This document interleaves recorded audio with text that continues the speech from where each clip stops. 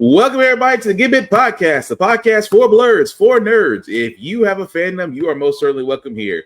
We are your hosts, the most Black Spartan, showing guy Joe at Far TV. Guys, I know it's Saturday. I know we're still all recovering from the event that shall not be named, but how are we feeling? Been hitting the treadmill a lot, so semi-exhausted. My legs are screaming. Joe? My thing says it right there. Too worn down to you just came out of Multicon and you've had a hell of a week, so I'll give you that. Well, I've been a lot of people's vent wall, so oh yeah, so you definitely need to release yourself. But as you can see, guys, we are a little bit more leveled up side, so we do try to watch our language, but sometimes words do fly. At the same time, guys, we do show a bunch of trailers from video games and movie trailers, things that might be too intense for younger viewers, so viewer discretion is advised. Aside from that, welcome. So before we can get into some trailers and news, unfortunately, we do have some sad news to report. A figure in movies and television and video games. I am talking about the man whose name you will keep out of your mouth if you do not want to see him in a bathroom and the lights out. The man who sat there and told Nicolas Cage, "I don't like soft ass shit" on a rock. Tony Todd, the man who literally scared us to death for many years, has unfortunately went to be with the ancestors. It has been said that he did pass away at the age of 69 due to possible heart conditions. We can keep going down the list about this man. This man has literally his film and TV credentials will have us here for the better part of the night, but we want to give this man his props. He was actually was going to be at BlurCon coming up. He was actually one of the scheduled guests to be at BlurCon. BlurCon did put out a statement, definitely sending our respects. Also, for all those that don't know, he was the voice of Venom in Spider-Man 2. So for a lot of people, especially Insomniac, also put out a statement saying that, you know, to honor him and saying that his work, and of course he will be missed. But yeah, it's like, dang. I mean, I still won't say his name, even if I'm in the bathroom or not. But that just goes to show you what the type of acting and his presence can definitely be. But guys, anything else that we want to add to the legacy of Mr. Todd? Yeah, I forgot he was Venom at first. I know Najee, who plays Miles, has been posting a lot of their BTS photos of both of them in the mocap suits, and apparently he really took him under his wing during that time. So he's like, I wasn't really done learning from you yet, so this kind of sucks. And then he was headlining BlurCon too, so he was like the face for this year, especially with it being kind of a spring horror theme. Right. But now I'm hoping we can maybe get some kind of memorial or tribute set up. If anybody bought like tickets already with like photo ops or autographs, they are staff's been notified. They're working on refunds and such now, so stay tuned. Yeah. So again, we definitely want to send our condolences and peace to the family of Mr. Todd, because like I said, he has definitely not only scared us, not only has entertained us, but like I said, across movies, television, video games, he is definitely a presence that will definitely be missed. But you got input, Joe? Yeah, got input, Joe? Yeah. No, definitely I'm going to try to summon him. What's wrong with you guys? Summon this nice man so you can thank him. Go into the bathroom, do the thing, and then if he appears, just say thank you. So I read a story today. Apparently he got paid at like $1,000 for every beast thing he got during those movies. Yeah.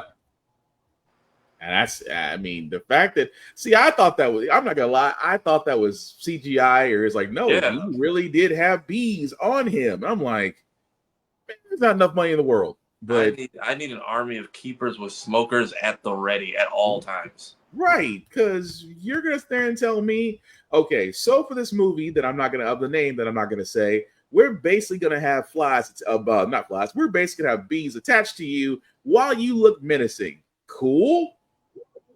Mr. Todd, you are a braver man than I, because I would be chicken if you're going to stand and tell me that you're about to attach bees to my face and the rest of my body. That's just, no. But again, our peace and condolences out to his family. So we did actually have a slate, but because of things going on, which I guess life be lifing, news came down the pipe that we're going to talk about that we're going to add tonight. First and foremost, Captain America: Brave New World. Its official trailer, another trailer came out for it. I haven't seen it, guys. Anything you want to say before I play it? Somebody said this gives the vibes of, what is it, Olympus Has Fallen and White House Down, and that's honestly a good comparison. I feel like because I think the first one was the teaser. This is the official. I am now officially hyped for this movie. All right, Joe. Yeah, I like where it's going. I wish they hadn't shown one single thing with concerning Red Hulk and keep like it in suspense. Like we knew he was coming. I just kind of wish they had saved that up. But good job on the trailer thing. I think if you look hard enough, you see the hand in the ocean. I think we're back to Celestial. We see a couple different angles of the ocean fight. So okay, yes, well, cool. Let's take a look at it. You asked for me. Here I am. You want to help me? Is there anything you remember? Ladies and gentlemen, the President of the United States, Thaddeus Ross.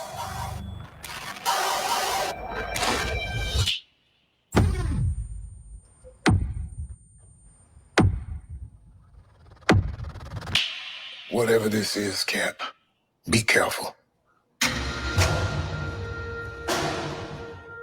What do we know? There were 5 shooters.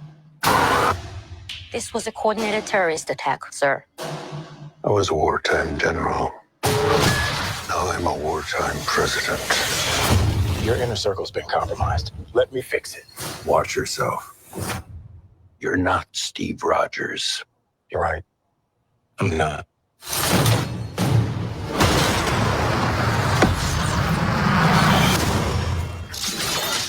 Wait for it.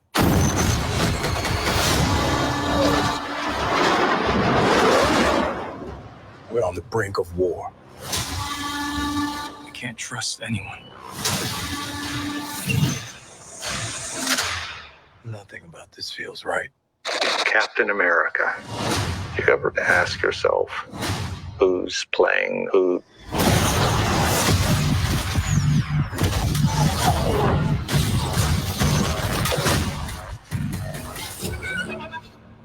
Someone's been pulling the strings on everything. You're under arrest. I don't want a variable out there that I can't control.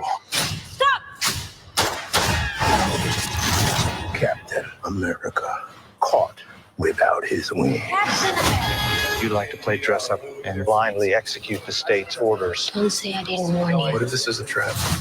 You don't even know what this is.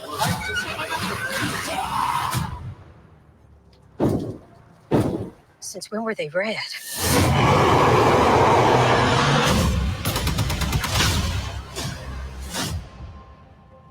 You want me?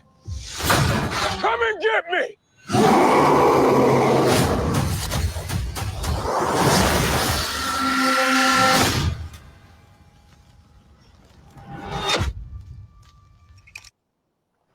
I'm sold. I'm completely freaking sold. So that was the trailer, guys, for Captain America: Brave New World. As you can see, that's gonna be, I think it's Marvel's first movie of the year, right? February 14th of next year. yeah, that's going to be the start to our Marvel year. Yeah. What do you say, Joe? I think it is. Okay. Well, I know you guys gave your thoughts on it. I'm sold. I mean, it gave Civil War, it gave Tinker Tailor Soldier Spy vibes. I love the fact of really what we're seeing there, and I can't add anything more to it. I think they might have actually gotten the formula right. I think this might shape up to be a pretty good movie. They wanted to keep Red Hulk's under wraps, Joe, but then McDonald's didn't get the memo to stop the toys from going out. That's what happened.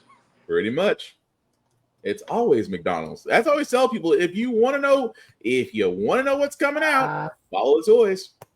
I think Hasbro.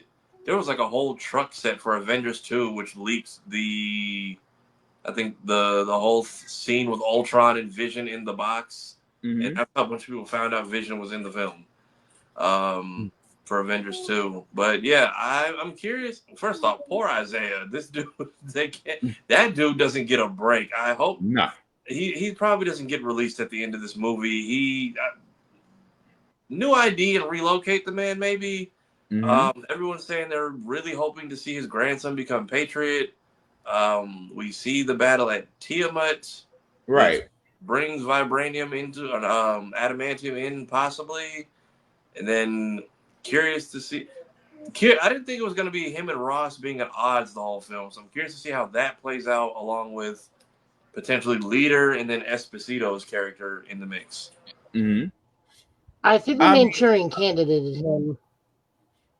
Yeah, I mean that too. There was a little bit of Manchurian Candidate. I did like the fact that they didn't really showcase Ross as if, I'm not sure if it was an accident by him becoming Red Hulk, because the way it shows it didn't show like this was a backup. It showed like he was either injected or something else had occurred. That's what I'm saying. I'm like, did he get sniped and like it took his Hulk took over, or did he? Because I know they mentioned a slight thing about a heart condition, and I'm curious if that's what made him even undergo Red Hulk transformations. Because apparently we're getting a lot of circle backs to Norton's Hulk in this film. Which is fine, because that would explain, because he said about his heart condition. I'm like, if they're using that to say that's how he becomes Red Hulk, I'm not against it. Although I like again with the Isaiah Bradley side of it, I do want to see Patriot, because you are shaping up the Young Avengers on the other side. So if this is how you're bringing in Patriot too, I'm not against it either. But either way, come February 14th, we're gonna know. But Joe, I'm gonna throw this next one to you, because along with Captain America, there was also another Marvel Studios Thunderbolts trailer. Before I play it, have you seen it? And if you have, what are your thoughts on it? It's just more fun. Okay, Tafara, have you seen it? Yeah, it's definitely reinforcing this is going to be the campy film. Cap is going to be the serious film. Okay. So if you feel like Marvel's doing too much of either one, you get a little bit of both. Cool. All right. Well, I haven't seen it, so for all those that haven't, along with me, here's the trailer. Oh, America's so big. You ever drive through Oklahoma? It's so flat. He's not wrong. You got a convoy approaching fast. Step on it.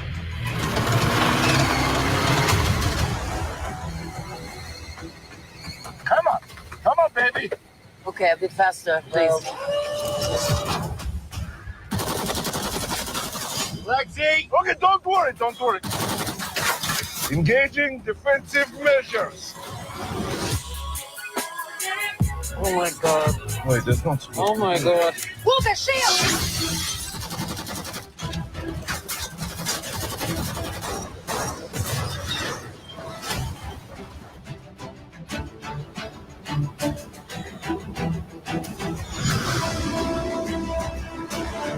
Is that Bucky? It's a Winter Soldier. That guy is so cool.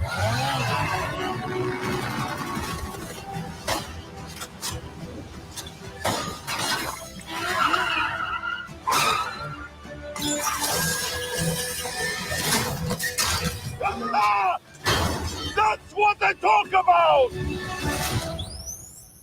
That's not good.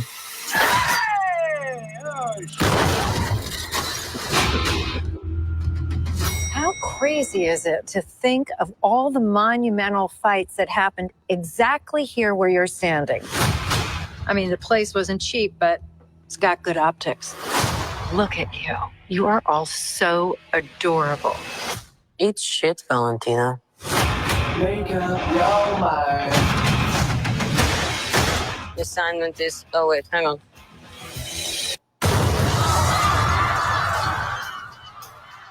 Assignment is complete. What kind of super serum did you get? I don't know, regular. Hydra. Hydra. Oh, fancy. Who is this old Santa? The Red Guardian. What? Everyone here has done bad things. Shadow ops. Contract kills. And you, former Red Room assassin. God only knows the blood on your hands. Pretty ludicrous coming from the dime store Captain America. I'll have you know, it's actually the official Captain America, so. Yeah, for like 2 seconds.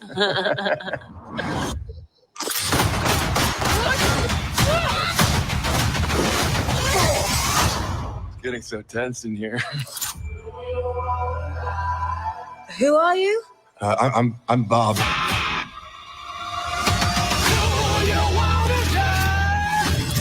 We're just drifting. And we don't have purpose. You can't escape the past. So you can either do something about it now, or live with it forever. So what, we all just punch and shoot? We are the Thunderbolts! Can't call ourselves that. Thank God. The Thunderbolts. It's a cool name.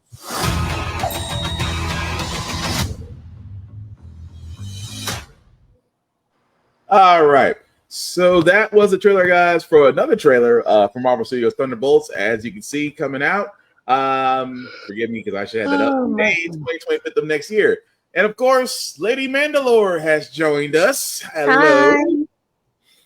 So, round the room, folks, what do we think about this one? Because I know, Joe, you've seen it. Tafari, you've seen it. Kira, I know I just got through seeing it. Have you already seen it? If so, what's your thoughts? I saw it, but I didn't see it in big screen. I saw it on a little screen, so it was a little shoddy. I'm curious. I still feel like I don't know what the plot of this movie actually is, though. Just the Thunderbolts in a nutshell. Yeah. Okay. Okay. Well, then it did its job. Yeah, it did its job because again, Red Guardian just wants to be known. If one person recognizes him, I think he's set for the rest of the movie. But no, it does look really good. Dime store Captain America. That's gonna stick with me for a while. Damn, that's how you tie in a show without having to force people to watch it. Which it was Falcon and the Winter Soldier was still good, but you at least acknowledge, hey, we made a whole series about this. If you want to go watch it, but it's not required watching. Also, they're really gung ho about this asterisk thing. Like, I feel like we're gonna get to 2024 or 2025, and it's gonna have a whole new title, or we'll get to the end of the movie and the asterisk will turn into their new team name. No, I think they just explained what the asterisk is. Go for it. Is that that Red Guardian says, "Oh, we're the team, we're the Thunderbolts," and everyone's like, "No, that's a horrible idea." That's what I feel like. I feel like the name itself is put an asterisk next to that, and at the end of the movie, we might get here is your new. Also, none of my guesses for who bought Avengers Tower was correct. Pretty much, because I was like, I kept looking like, so they bought the tower. Oh, I'm sorry, Lady Hydra bought the tower. I was gonna say, who does Val work for again? Herself, Hydra, herself, Shield, herself. Pretty much. Whoever's paying got the right check. She is the female Raymond Reddington. She is the female equivalent of Nick Fury. Also, and Bob, who? The Sentry. The fact that he keeps on introducing himself as Bob, I'm just like, so you have a volatile nuclear weapon times 10 that he does not know about, that he doesn't know about himself yet. That's interesting. Times 10. You're being very, very polite. Yeah, I am. I mean, it's not like Goku plot armor. I'm just saying. Oh no, he is Goku plot armor. Fair. He is fair. That is fair. But so everyone's saying they think this is gearing towards Dark Avengers, is what I've been hearing. No. Nah, I don't think so. I mean, like I said, Marvel's thrown red herrings before, but I don't think in this case it's not leading to that. You need, because don't you need a magic element for Dark Avengers, right? And that's missing. And we have it because of Agatha. But she's not in the Thunderbolts. Well, Doctor Doom's part of the Thunderbolts. You think they're gonna do well? We know. Well, we know we know Doom is somewhere, but you think it'd be too early to bring in that Doom? No, more than likely, my guess would be if they did want to bring a magical thing, they'd bring the Potion Witch over from Agatha, because the Thunderbolts roster is as elaborate as the Avengers roster, if you really think about it, comic-wise. So we've had magic users on the Thunderbolts.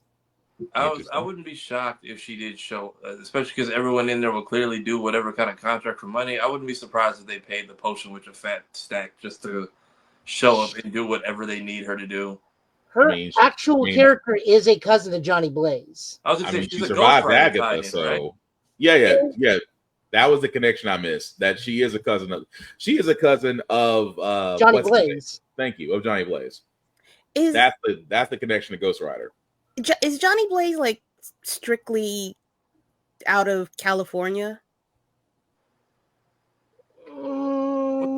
He's in Traveling Circus, so yeah, wasn't it kind of like hard to pin down like Clint's early years? Yeah. Okay.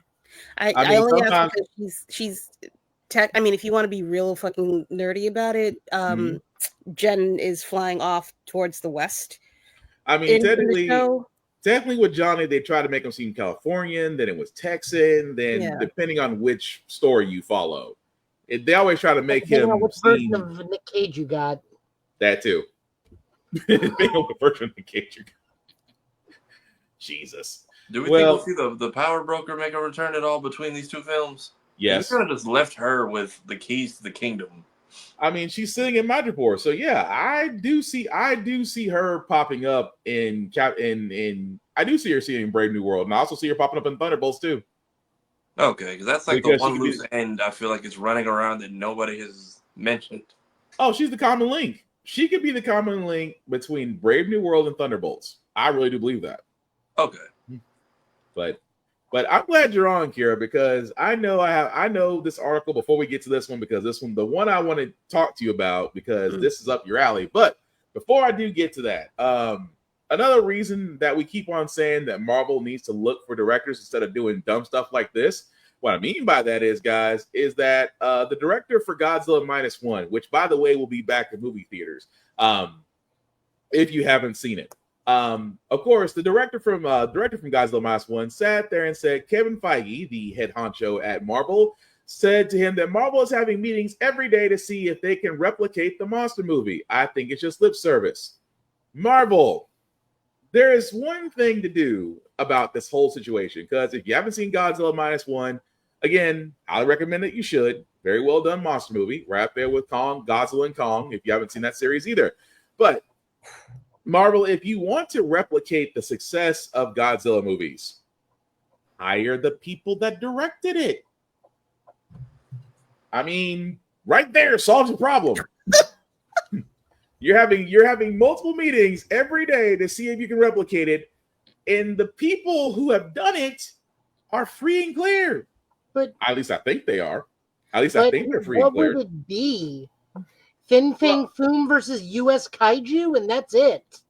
I mean, Warriors out of the. Somebody has to buy. They want someone to box Galactus in space, or that. I mean, because you think about it, if I mean, let's be honest, the Eternals, to where we actually got to see the Celestials, and we actually got to the Eternals, and depending on what side of the coin you're on, you may or may have not liked it. But again, if you're going to have this kaiju / monster level movies, it doesn't have to be big monsters. But if you want to do monster movies in general and you want them to be successful, look at the people that successfully did them and say, hey, we're going to give you guys full blanche to go ahead and do this. Would you come over and do it for us? How hard is that? I think that's probably what they did. And he just looked at him and told him, no, I'm going to go do another Godzilla movie. Yeah, absolutely not. That, or he saw the writing on the wall and the deal didn't smell right. Because that's the thing that bothers me. Because it's like, we talk about this and on Blurred's Eye View. The simple thing, guys, is there are people that are successful at making the type of movies that people want to see. Whether as you have these massive studios like Paramount, like Disney, like Skydance, and I can keep going down the line here. If you want to have that success with what other people do, then bring said people on. but you're going to have to give them, and I think this is what Joe inspired what you were saying. You have to give them the creative license to do so. You can't sit there and say, hey, we want you to do this, but do this to this whole list of parameters that we want you to do it for to keep it within our safety lines. You can't do that. Don't believe look me? At Edgar Wright and Ant-Man. Say what? Look at Edgar Wright with Ant-Man. Pretty much. Is that what happened? Was a bunch of corporate meddling? Yep. Okay, I was gonna say this is how you get a Blade situation, because that's I wouldn't be surprised if that's why people keep leaving. I mean, Quantum Mania is a perfect example of what could have been a great movie, but it got Hollywoodized. But that's the only thing I wanted to get to about that one, because again, Godzilla -1, if you want to check it out, highly recommend that you do. But again, Marvel, if you just want to be able to have that same success, hire the people and give them the rights to do whatever they want to do. It's that freaking simple. But what I want to get to, Kira, because again, you are a Star Wars fan. I depend on you heavily for things in the Star Wars lore that I myself do not know. You don't believe me? Please go to Roomful of Blurs on YouTube and everywhere else, because she can explain it in great detail, more than I ever could. But this story actually came out that, of course, Star Wars episodes 10 through 12 are reportedly in the works with the guy, Simon Kinberg. If you don't know who he is, he did the X-Men Dark Phoenix movie. But he will now be developing a new trilogy to extend past, to extend the Scar. Well, let me take this back. It has not been confirmed, and Kira, please correct me if I'm wrong. It has not been confirmed at this point if it's a continuation of the Skywalker saga. If it is, and I'm just going to throw this out to you guys, if it is a continuation, is it a good idea? If it's not a continuation, where should the story actually go to bring fans back? I'm going to let everybody else talk before I talk, because I have my thoughts, theories, and memory of it. But by all means, please, if anybody else wants to say something before I do. I'm going to be second to last before Kira, so you two go first. Okay. I mean, I didn't super hate the last couple of films, just because they were reasons to, that Phase 2 Marvel era and the return of Star Wars was a great time to be in college and go out with your friends and experience this legendary franchise. But, after a while, and they kept milking the stuff, and, they give you games with only one saga that somehow nobody caught before they pre-ordered it. And I'm just like, maybe it seems like we're just redoing a lot of the same. Like, how did we get sold on the whole Death Star plot twice after we already had a Death Star 1.5 in the 6th movie? With the same problem. It was cool to sit in a theater of people and watch, but when you sit home and catch it on TBS, it's like, all right, it's the Death Star but bigger, right? Yeah, I mean, they even say that in the movie. And if you want to go that far, we've been doing this in Sega since Sonic CD. This is the Death Egg. Yeah, pretty much. Well, I got nothing to add to it. I'm like, look, I enjoyed the Skywalker saga of The Force Awakens, The Last Jedi, and Rise of Skywalker. The only problem I had is the same problem I'll always say from the beginning. You advertised a Black Jedi, and we didn't get it. That is my ultimate gripe with the Skywalker trilogy. So, that was me, because his face is, when they announced the first movie, his face is literally the first thing you see when we were getting reintroduced. Yeah. So as it slowly shifted, I didn't know who I was. He had a good time in the first movie. I still love his standoff with Kylo Ren. Yeah. But then when it shifted to okay, we'll bring Rey into the mix, and then it just became her moving. I feel kind of baited a little bit. And then when he was in a coma the entire second film. Yeah. And then the third film, they just. Yeah. I was you should set him up with y'all. Clearly, y'all are wasting this, man. Just set him up with this chick and let him go be happy. Pretty much. But that was the thing. I mean, that's my only gripe. Outside of that, again, and also for all those who don't know about Simon Kinberg, not only he directed the X-Men Dark Phoenix story, he also did the 355, which is basically George Washington's female spy, which is now wasn't a very popular movie back then. So right now, this guy's already 0 for 2. But also, before I throw this to Kira, because I know she's got plenty to talk about that, if it doesn't continue the Skywalker saga, Tell a different story. Does it have to be primarily Jedi or Sith or Gray Jedi? Do a story of the Gray Jedi. Nobody knows a lot about the Jedi in standard continuity. I mean, that's just a thought. I'm just saying it doesn't have to go beyond the standard. It doesn't have to go beyond the standard. There's a Jedi, there's a Sith. Eventually, they're gonna meet. Do something different if you're not doing the Skywalker saga. But I'm gonna throw it to the expert. So, Kira, I'm throwing it to you. What do you think? So episodes. I'm confused by this headline because I think they also talked about doing 3 other movies. One of the movies was supposed to be one set way in the past, like in the origins of the Jedi. Okay. Another one was supposed to be movie. The Mandalorian. It's supposed to be the Mandalorian, and then the third one is supposed to be whatever the fuck this is going to be. I don't think that I think they've put themselves in a bit of a bind with trying to pull those last 3 godforsaken movies in to this in order to carry on after this.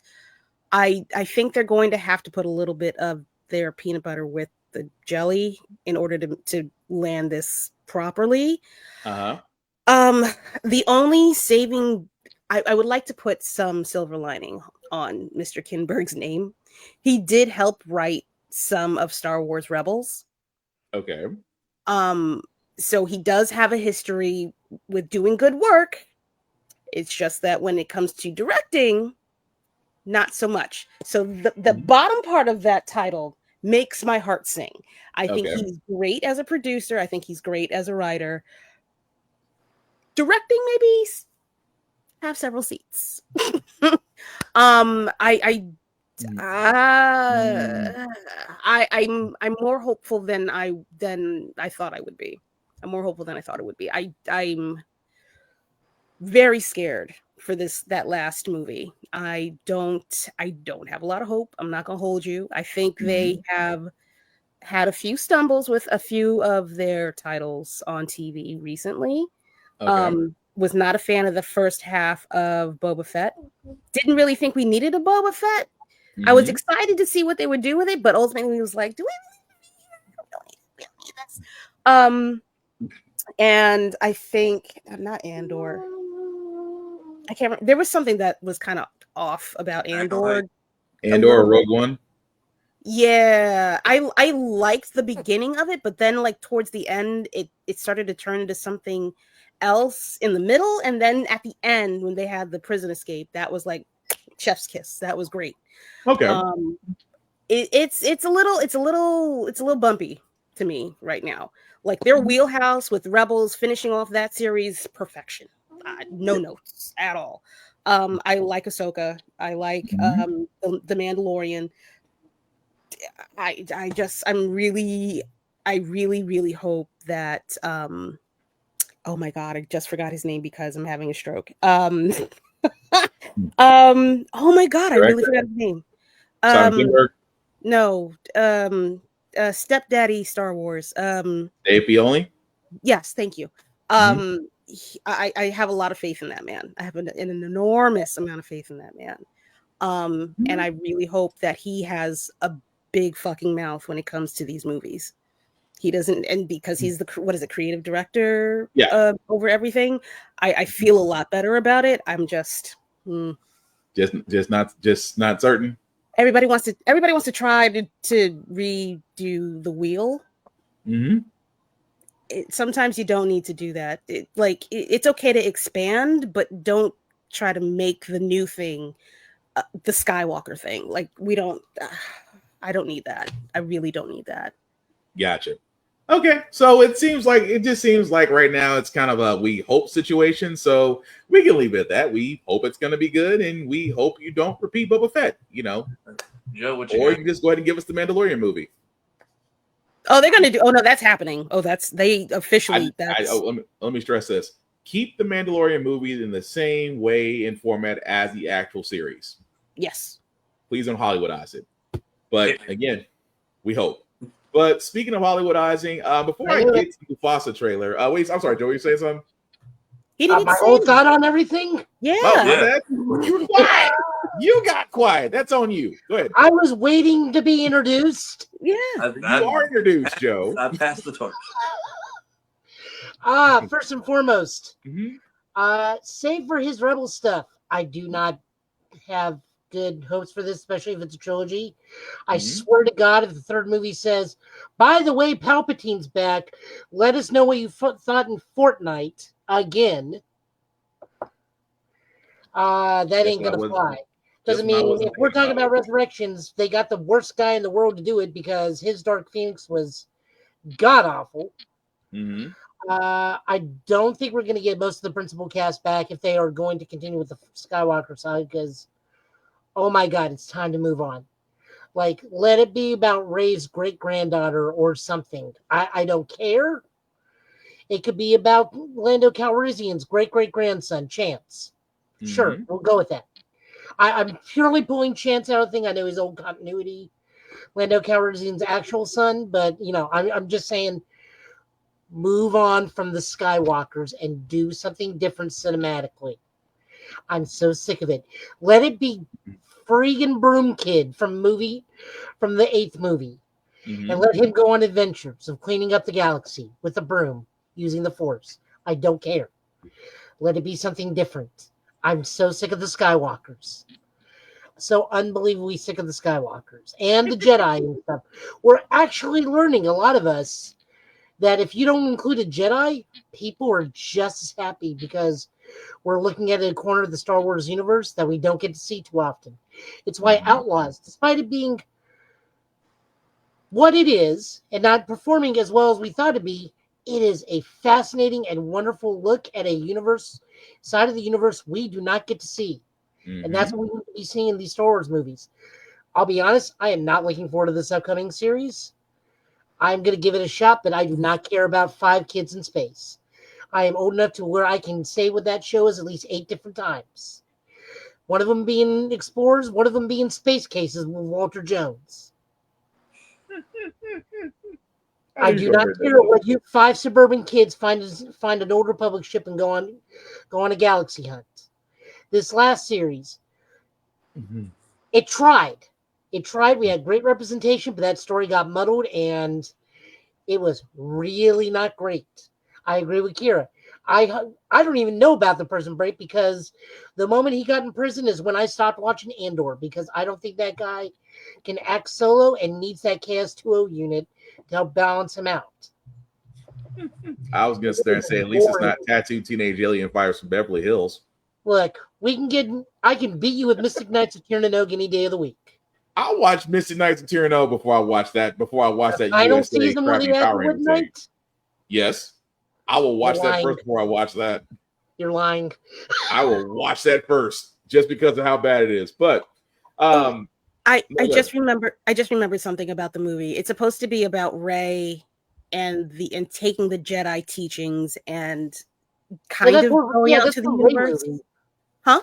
The Rey movie, because it was the 3. It was the one you said. It was Mandalore, Old Republic, and Rey. Yeah. So Rey's basically going to do what Luke did. Okay. Yeah. Okay. She's going to be a bit more patient. You know, I feel like had they gonna gone take the Carrie Fisher way of doing things. I feel like had they gone the route of the video games with like Jedi Knight and Jedi Outcast, it would have been better because Luke actually had like a successful school, and it was just one of his awful students who, by today's standards, could have been a very dope, badass CGI lizard design. Desan could have been like a menace, and especially when it becomes the war at the Jedi Temple in the last couple levels, that could have been amazing. But we're just not going to do any of that. And then I wouldn't mind if we did an Admiral Thrawn movie. They won't. What Thrawn's doing in the galaxy wouldn't be bad. Show me what other galaxies are out there. Show me what other is our galaxy. You really don't want that. In Star Wars Lord, the other galaxy is nothing but sea people flying crustacean ships.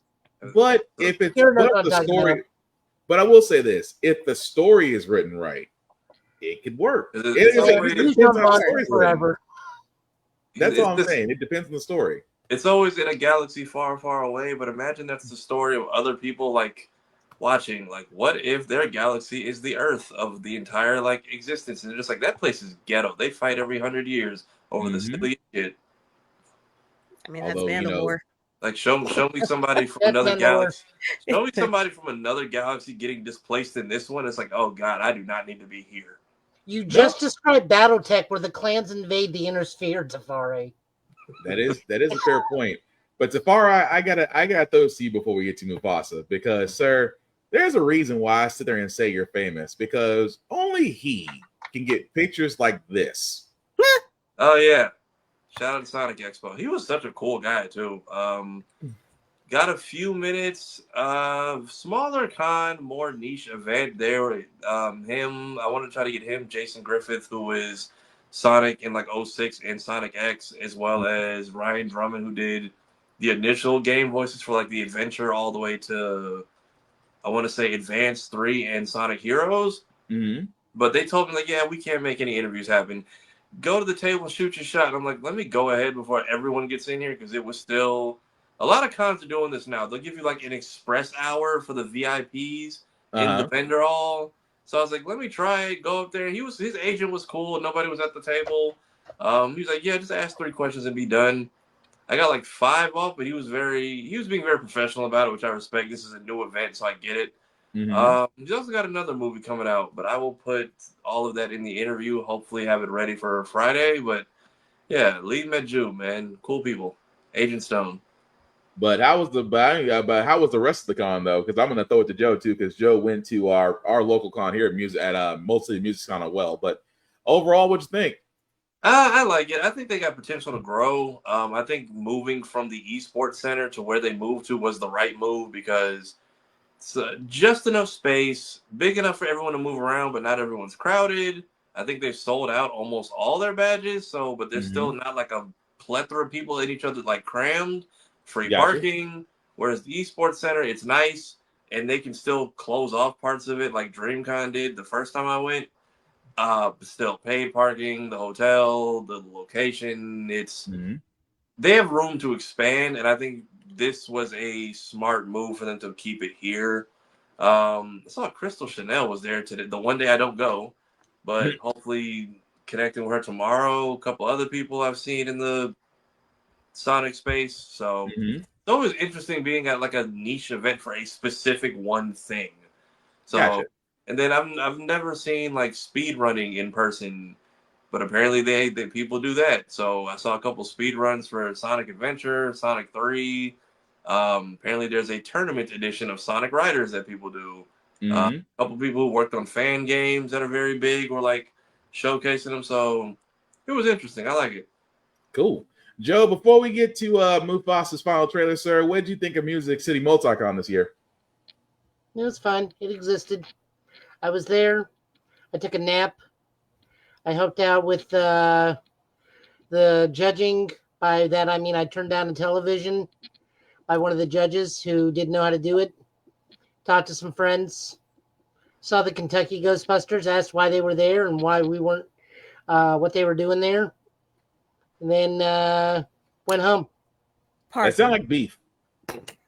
So the Kentucky Ghostbusters and why they were there. Kentucky Ghostbusters. Yeah. Go ahead, Joe. Yeah.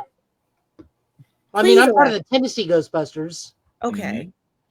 So there are chapters and charters of Ghostbusters? Yes. Okay. There we go. All right. Well, I'm like, it was why I was up in Kira's neck of the woods in February for at the world premiere for Frozen Empire. Back in February. Okay. Yeah, just the way it's bother. I'm about to say, just the way it sounded, there was some Ghostbusters people on Mason Dixon. Yeah, it's like I saw the flag and I went over. It's like, God, I forgot that we had an event. And it's like, this says Kentucky. Where? So I talked to them for a hot second. It's like, oh yeah, we reached out to you guys for whatever reason. They asked us to come. It's like, well, that's interesting, but okay, cool. Nice to meet everybody. Also, guys, Music City Multicon is still going on. The last day for that is tomorrow. I would definitely do. We recommend. Really bored. Say what? All the wrestlers looked really bored.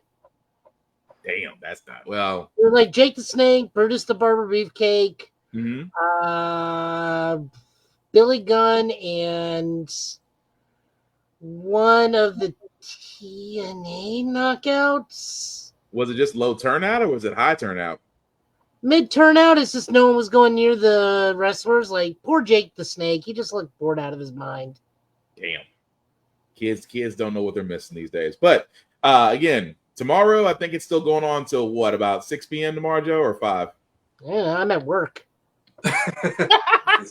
Let's say 6 p.m. If you are in the Tennessee area, definitely check it out. If not for the arcades, because I know they usually carry well, it used to be last year they put all the arcades in one area. This might still be the same now. I'm not there. Go ahead, Joe. They move it? Oh, they didn't move it. It's just really lackluster. It's only Smash and Mortal Kombat and old games and some arcade games. Mm-hmm. A lot of pinball. I actually got to try the Foo Fighters pinball machine and Uncanny X-Men based off the new series pinball machine. Quite fun.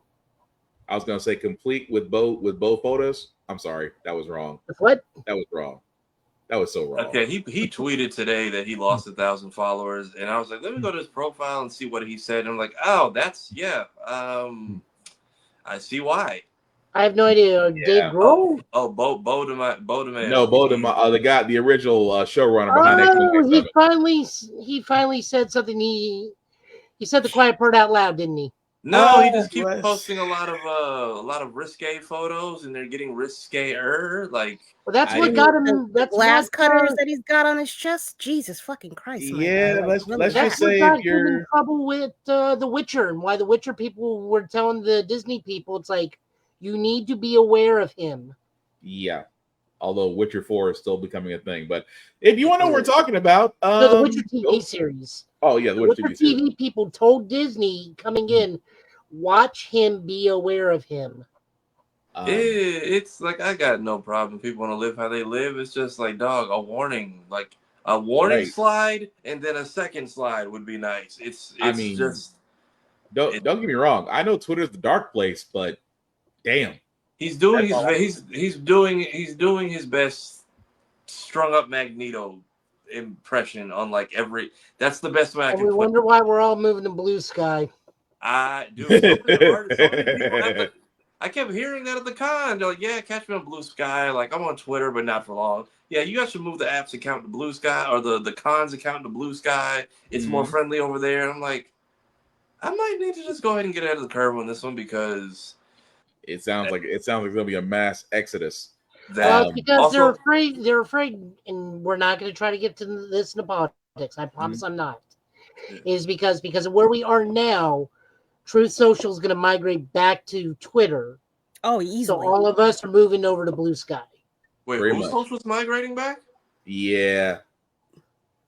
Truth Social. Yeah, not to put a Debbie Downer, but pretty much, yeah. The Trump app. Yeah. I thought it was called Parler. No. Oh, that's a different. Oh no. That's a whole different. I thought that's where he's been this whole time. So that's a whole different swamp. He made his own playground.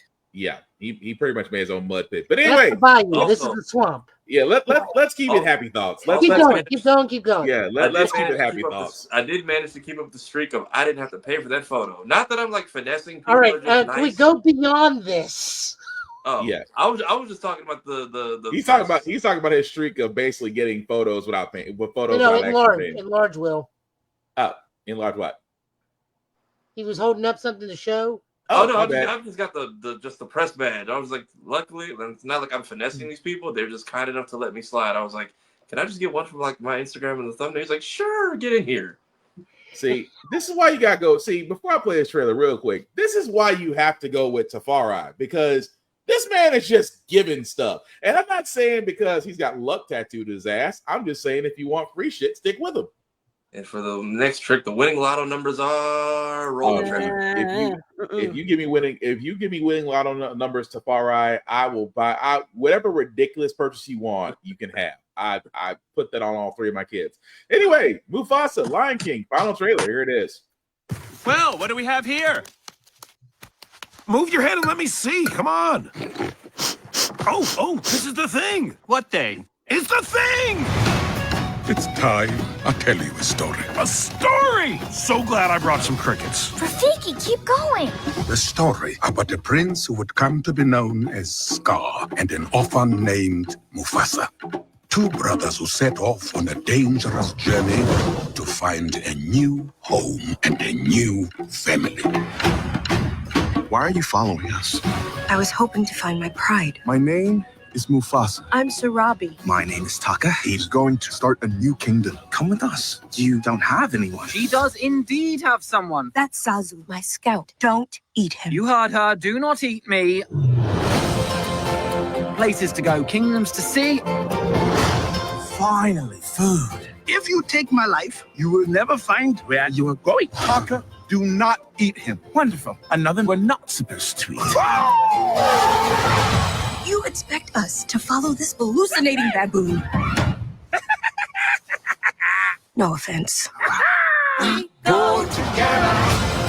Outsiders, this is not a drill. There will be one Lion King.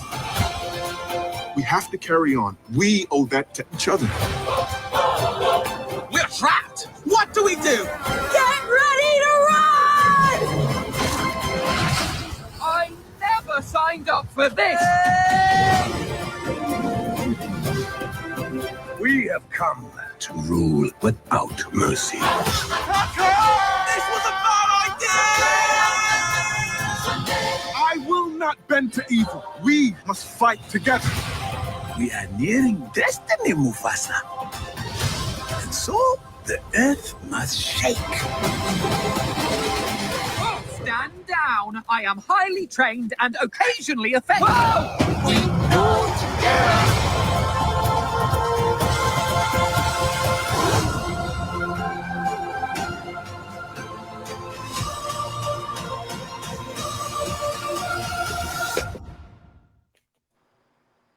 Okay, so that was the trailer for Mufasa Lion King. As you can see, guys, will be coming out in December. Is it just me, or have we seen this story before? The White Lion is still throwing me. Yep. Yeah, that part When the main too. bad guy is the direct opposition. You got to fight Kimba the White Lion to prove that you're not Kimba the White Lion. If they actually give him the name Kimba, the balls on the mouse. I want to see if they're actually gonna pull it. I will see it in 2025 though, because sorry, dog. It's a sonic. It's a very supersonic winter over here. Yeah, right. I haven't seen this. They're committing the #1 movie sin I cannot stand more than anything. What is that? What's that? Everybody miraculously knows each other before anything else. Like, I understand this is the prequel and we're setting up that stuff, but it's just one of those like, oh yeah, we've known each other since we were kids. You say you met for the first time in the first movie. Mm-hmm. Well, I forgot. I kept looking at it. Don't get me wrong, I want to watch it just because Lin, sir, you better come up with some fire. All I know for the soundtrack. I know he did. I thank you, but he better come out with some fire for the soundtrack. That's all I know. Oh yeah, Green Lantern. What do you say, Kira? Wait, say Kira. All of his songs sound the same. Like I love music, I do truly, but I can pick his songs out of a fucking lineup, blindfolded and deaf. You don't want to be in the room where it happened.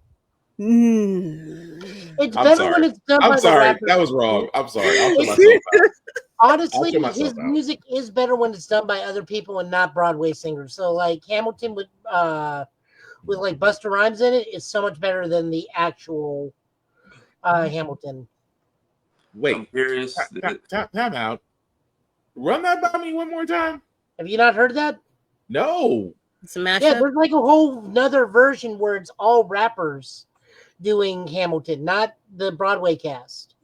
I now have a project after this podcast, but I'm sorry. Go ahead. I was just gonna say. I know these things. I'm curious if I can't know everything. Got your finger on the pulse of the culture there, Joe. I'm curious if the Beehive gets another album or like short mixtape out of this. And are we just trying to set Blue Ivy up to be Nala for the second, or Kira, or what is the kid's name for the second movie? I don't know. Are we talking about the one where the kids get the Jedi powers? Is that Simba's Pride, the second movie? Yeah, I can't remember the kid's I don't name. fucking know. I don't know. I want to say because it's Sarabi, Nala. I know it's something with a K. I think it's his daughter's name, and I think that's her in the trailer getting ready to hear the story. But then imagine this is Rafiki's senile ass, and it's just like, hey, none of that happened at the end, by the way. all I gotta say, we thought they were zebras. You followed a hallucinating baboon. It's a joke that writes itself. I'm trying not to go back to that hole. It's not saying. I'm not trying to say, but that's like, oh, that joke writes itself. Look, just like when we meet Morgan Freeman Armadillo. We've already seen one Descent to Darkness story, and Transformers 1 is giving you some competition. Y'all better do this right. Also, Transformers 1, I finally got to see it. Really good movie. You haven't seen it yet? Dude, I got kids. Yeah, dude. I got kids. I was about to say, I know he's got at least one whole ass baby he got to take care of right now. I'm like, sir, I have kids. So it's actually small segue. It is actually doing so well on VOD and digital that they are now talking about making the second one. Good. Nice. I said the marketing shafted it, but it's going to make that back up at home, and I'm glad that it did because especially my running joke for the last week has been I watched a lot of D16s become Megatrons this week. You ain't wrong though. My new hashtag is Magneto and Megatron did nothing wrong. Pretty much. I have the books to back that up. Yeah. I mean, you ain't wrong. But I'm looking forward to. Go ahead. Go. I also have the books that prove that Thundercracker is a competent daytime Emmy screenwriter. Yeah, in the IDW continuity, Thundercracker quits the Decepticons after the war ends. And because he's stuck on Earth watching so much television, he becomes a daytime screenwriter for television and wins an Emmy. Is in a weird relationship with the daughter of Flint and Lady J, and has his own dog. So you ever wonder what happens if you ask an AI to write a daytime show? They win an Emmy. I mean, he has his own little Cybertronian bow tie and everything. It's great. I mean, it's a nice tie-in because I mean they did say Bumblebee. Well, Jazz learned his talk because I guess he got stuck on like BET and VH1, whereas Bumblebee just listened to the radio and just finds different segues to talk with. See, I argue that that's not right because he would sound more like Wreck-Gar than he would anything else. Yeah. I mean, it's possible, but at least we know they absorb modern media is my whole takeaway. Also, are we expecting just like a final appearance of James Earl Jones at like the end of this film? James Earl Jones for Mufasa. That's a good question. I thought you were going to say Unicron because we were talking. I do know that he okayed them using his voice for like recording his voice for like AI and stuff. So probably. I mean, it is possible he may actually do that. But he at least set it up ahead of time to where he can still be heard and his family gets paid. So I mean, Unicron or Primus, he could become it. But true. But for this movie, I can fully see him, just showing up at the end, doing one last Mufasa speech in a roar, maybe. Also, our Green Lantern will be playing his young counterpart. Yep. Not this deep sigh. I'm trying. I'm finding it. I'm finding it. I'm trying to make peace with it. Okay. I'm finding it. Anyway, I'm on board for Green Lanterns 100%. I'm just gonna put that ball down and keep walking with it.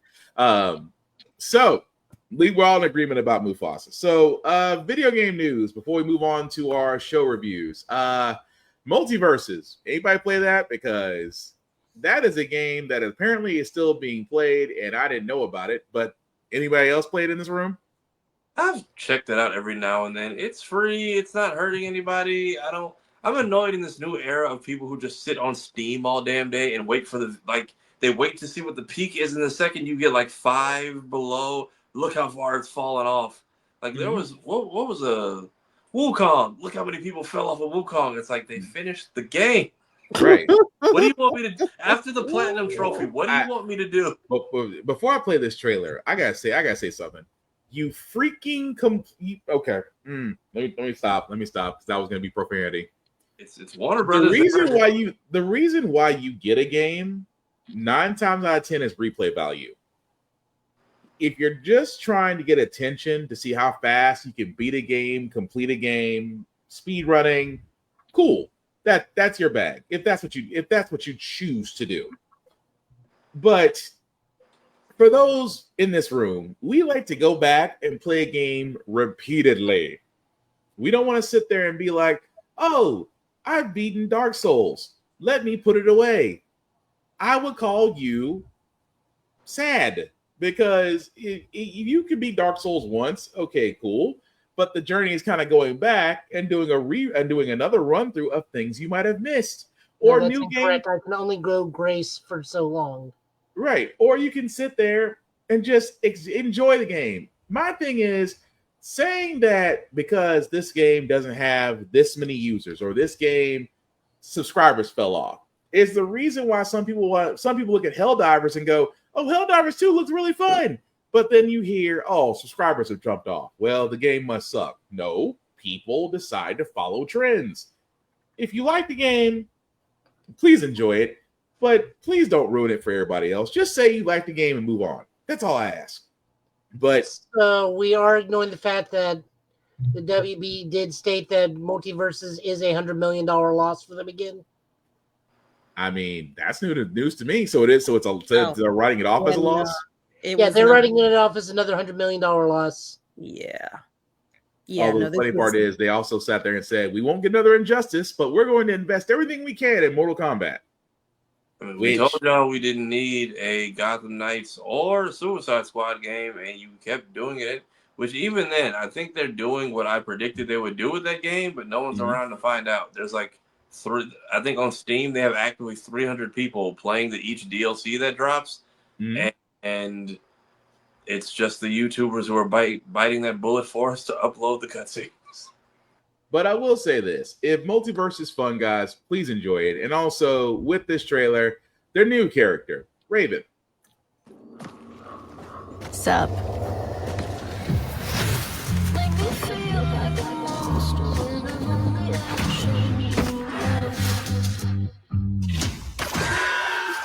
I don't scare easy.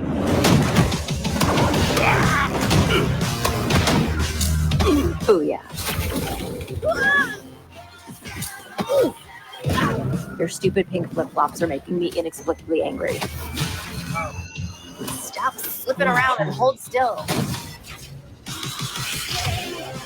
You don't talk much. I respect that. Not bad. And you're giving me a headache already. I thought we could be friends later! You think you're the only one with family drama? Slow down, nerd! I'm not sure what I hate more, Harley or her dumb voice. So, like, big black capes, right? I don't really do celebrating, but yay. You know, that's not bad. I mean, it's a nice little entryway for Raven to enter the Multiversus game. I'm not against it. Why she's being with the Powerpuff Girls? Not my circus, not my monkeys. I can tell you. Go for it. I think Joe knows the same thing I do. Go ahead. They're all voiced by Tara Strong. That's why she was making fun of Harley and Bubbles. Yeah. Okay. I learned something new. Her canonically hating Steven's outfit is also hilarious. Yes. Okay. I've definitely learned something new. And she got the booyah. I'm still surprised about that one. I'm like, did you just take Cyborg's? You just take Cyborg's catchphrase? I was thinking, I'll take the Titans representation if we're not getting other ones in here, but I feel like they don't have that heavy of a dev team even putting on this game. So I feel like whatever your losses are, you can make up over time because at any point you can randomly get an influx of people, especially if you're putting this out for free. Just don't be like Sony where people kept telling you don't make this and then you did it anyway, and now Concord is just what I don't even know what happened. Yeah. I mean, a shutdown studio, lots Grand of opening, layoffs, grand closing. and a disc that doesn't even boot up anymore, I think. Pretty much. Jesus. Concord doesn't even you couldn't even play Concord right now if you tried. And that's kind of bad if you have to miss the Black game. Neon Suit Beetlejuice. That's a nice costume. Yeah. I thought that was Beetlejuice when I looked at that. I'm actually, you know what? I actually may, because like I get any sleep around here, I actually might download Multiversus and actually give that a try. Just to say just to sit there and say I've tried it. And the next character is going to be Marceline the Vampire Queen from Adventure Time. Interesting. Really interesting. I just might play Batman just for the hell of it because, well, I'm just a fan. Anyway, I did want to throw this out here, guys, because I have a theory and I want to ask you guys about it. But first, I have to show this article to actually give it some context. So, if you like the fact that a lot of Sega games were actually on different areas like PlayStation, Nintendo Switch, Steam, Xbox, that kind of thing, I got some bad news. The reason why I say that, guys, is that Sega is delisting a lot of their classic games, like Sonic, like Crazy Taxi, Nights in the Dreams, Sonic the Fighters, and many more. Now, if you want to know the full list, of course, you can go to Sega's official website. These games will start to actually disappear from these platforms on December 6th at midnight. Which, again, if you enjoyed these, especially a lot of these games you can find on the Switch Nintendo expansion pack, you could definitely find there. But there's the reason why I bring this up, guys, because again, Sega has announced that they are delisting games, which means that these games are being removed from platforms. That also being said, Sega is also saying that they're bringing back Virtua Fighter. It has been confirmed that Virtua Fighter 6 is happening, along with Crazy Taxi, Jet Set Radio, Streets of Rage, a new Shinobi, are all being developed. Now, for all those that don't remember Virtua Fighter, I'm just going to let this trailer play in the background with no sound. But here's the theory I have. And again, if I'm nuts, call me nuts. But with Sega delisting video games, with Sega announcing that they're actually bringing out redeveloping favorites of video games, is it possible Sega may re-enter the console war? I don't think so. If they did like a Dreamcast Mini, I think they could still make one and get it out before Limited Run Games gives anyone their collector's edition of Sonic Shadow. Was Virtua Fighter the one that had Master Chief in it for one game? No, that was Soul Calibur. No, Soul Calibur I know had a bunch of different times. I know Master Chief was in a different. No. I'm sorry. Correction. Master Chief was in Dead or Alive. That's what it was. Okay. Dead or Alive. That's what it was. But this is the reason why I bring it up, because why would a company, and again, this is just me, and again, me being hopeful, because I would love for Sega to redo something Dreamcast-like, because Dreamcast was way ahead of its time, but still successful. Could it do the same thing in this day and age if they decide to re-push out a new console? Because the technology is there to do so, but is the library strong enough to bring actual players back? I'd say yes, but you're going to have to introduce new titles. But what do you guys think? That does not sound like a sound financial decision, especially with these new tariffs from our commander-in-chief coming down the pipe. Yeah, I mean my whole thing. I'm like, can you even get parts for a whole new console to enter the fray right now? Yeah, I mean you can. You can until January. We watched. You can't until January. Like these backbones that keep trying to sell people that no one's picking up. We watched Ouya and Google Stadia come and go. Well, I will say this about Stadia and broadband gaming. The problem with that is you didn't offer anything outside the fact that saying all you need is a controller and broadband. And let's be honest, we as gamers want a whole lot more than just, hey, if you basically give us a TV, You basically give us broadband. You basically have a controller. You're basing this all the fact that you're doing over the web gaming. And I'm sorry, I know for me, I can't speak for you guys. I know for me, I want a console, I want a disc, I want my controller, I want my system. I want it all there in front of me versus being at the whim of your internet service provider. Mm-hmm.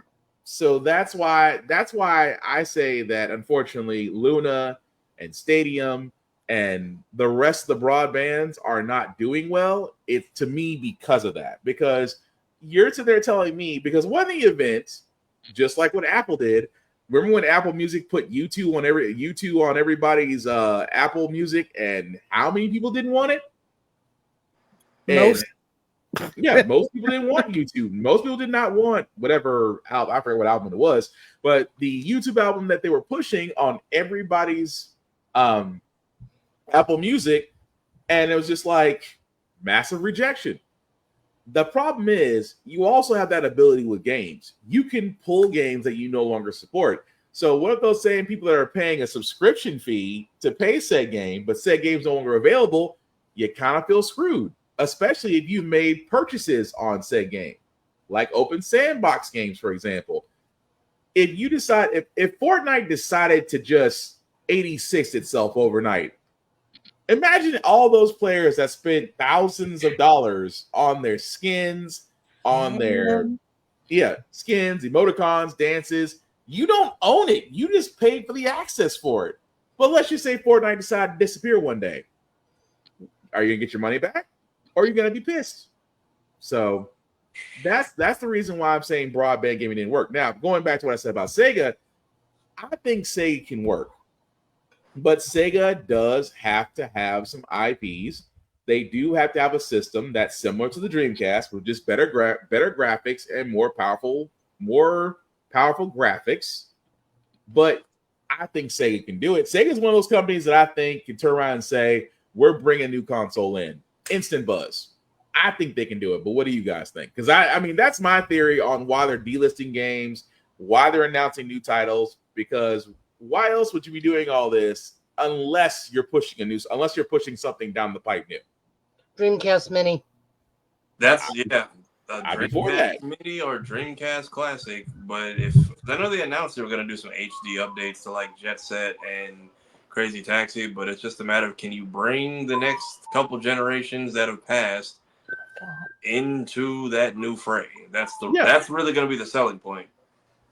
But I'm still saying, like, you want a Dreamcast Mini, I'd still go get it, because again, we can all name at least 3 titles off Dreamcast we would play right now. Because I know I would. I know at least 3. Most people can go 5 or 10, but I know if To me, the bench test is 3. If you can name 3 games from Dreamcast that you love to play right now, that tells you how successful it was. Because that's for almost for every console. If you can name 3 games from each console that you would love to play, that's the console that's currently existing right now. But again, I'm just speculating. Sega has not said anything about a console. I kind of hope they do, because even with that Sega Mini that came out, that was successful. Because there was a lot of games outside of ROMs, because Sega's not like Nintendo. Nintendo is the thief of joy. Sega ROMs have been out there, and Sega haven't said shit. So, thank you, Sega, for keeping your mouth shut. But again, I'm just saying, like, if you guys think, like I said, I could be completely crazy. I could be out of my mind, but I think Sega is going to try something. And if it's a console, please announce it sooner than later, because January's coming up, and it's I don't want to be paying a car note for a video game. That's all I'm saying. But I'll follow up this fearless year of Shadow with something, because y'all got a bit of a streak right now. Right, something along those lines. But for the next video game that we have, Joe found this one, and again, knockoff Battle for Imagination. I'm going to give it this because I want to play it. And Joe, do you have any thoughts on this before I play the trailer? It's what if your toys fought like Killer Instinct. But not just any toys. Toys that with marking they can't say because they don't want to be sued. and you'll know what I That's mean what's after called I play. knockoff. Yeah, you'll know. Yeah, you'll know what you'll see. A lot of familiar ones once we play it. It's We already actually called discussed Virtual Fighter coming back. Yeah, I'm sorry. Go ahead. Before we did that, Virtual Fighter 6 on back because that's what we talked about. But go ahead, Joe. You had thoughts on that? Yeah, it's needed because we are our fight game pool is kind of shallow, despite the fact that we are in a new fighting renaissance. Like we don't have a new Dead or Alive, even though there is a new Dead or Alive Paradise coming out, but that's not for fighting game people. That's for lonely people. Very lonely people. Damn. Look, Well, I mean, look, that's they what know they accept who they are. We accept who they are. We know why they're playing the game. That's fine. I was gonna say Dead or Alive volleyball, but The that last the ones I volleyball game do was actually a competent volleyball game. those that play Dead or Alive volleyball, I'm like, you are the ones I'm watching. That's all I'm saying. But I'm Dead or sorry. Alive Volleyball 3 was actually a competent volleyball game, though. Understood. I mean, it had everything else, but it was actually a competent volleyball game. But we don't have stuff like Dead or Alive fighting anymore. We only have the big three. And remember, we used to have many, many more. I mean, not bigger names, but like Virtual Fighter used to be on that same stage, like Virtual Fighter, Bloody Roar, other not lesser fighters, but not Mortal Kombat, Tekken, Street Fighter. Yeah, but we still had that lower echelon of fighting, so it's nice to see that we're getting that back. Yeah, I mean, don't get me wrong. I was just telling the others, like, I hope if this is a push for a new console, cool. But again, Virtua Fighter 6, I can't knock it. I would love to see that too. That'd be like, I guess if it's the top three, I guess the bottom three would be like Soul Calibur, Virtual Fighter, and Dead or Alive. Because I mean, your top three is always going to be Tekken, Street Fighter, and Mortal Kombat. So like right under them. I can't like argue overall, not like right now. I'm talking about like the grand scheme of things. Those are your top three, and then your next lower tier is like, we'll go Soul Calibur, KI, Virtual Fighter. Ooh, I'm gonna put a pin in that because I'm gonna put a pin in that because that's gonna be a whole nother rabbit hole we can't go down right now. Oh, trust me, if you guys get me on the cartoon thing that you guys were doing, we'd be on a long list because I will bring back old cartoons that no one remembers. See, and this is why you must. But anyway, knock off. Talk about Bionic 6. Say what? We can talk about Bionic 6 or Mighty Orbots. See, this is why you need to pay attention Tuesday because it's gonna be a fun time. But anyway, knock off. Battle for Imagination. Here's the trailer. Mechageddon Studios. Nostalgia reignites cherished memories from our childhood, such as reminiscing about our favorite toys. With the power of make-believe fueled by our imagination, we transformed into fearless warriors, menacing monsters, wise wizards, or even powerful robots. We engaged in epic battles with our friends. Among all the exciting playthroughs, one question perpetually lingered. Who truly reigned as the strongest? Brace yourself, for the answer is about to unfold. Fight!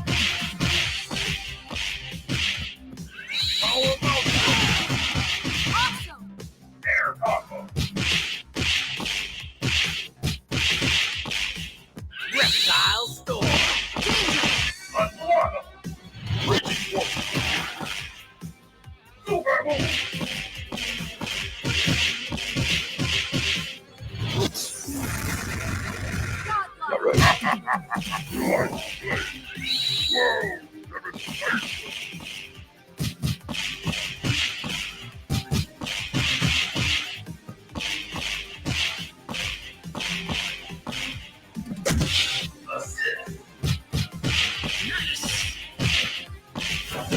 Let's go! Mighty Raptor!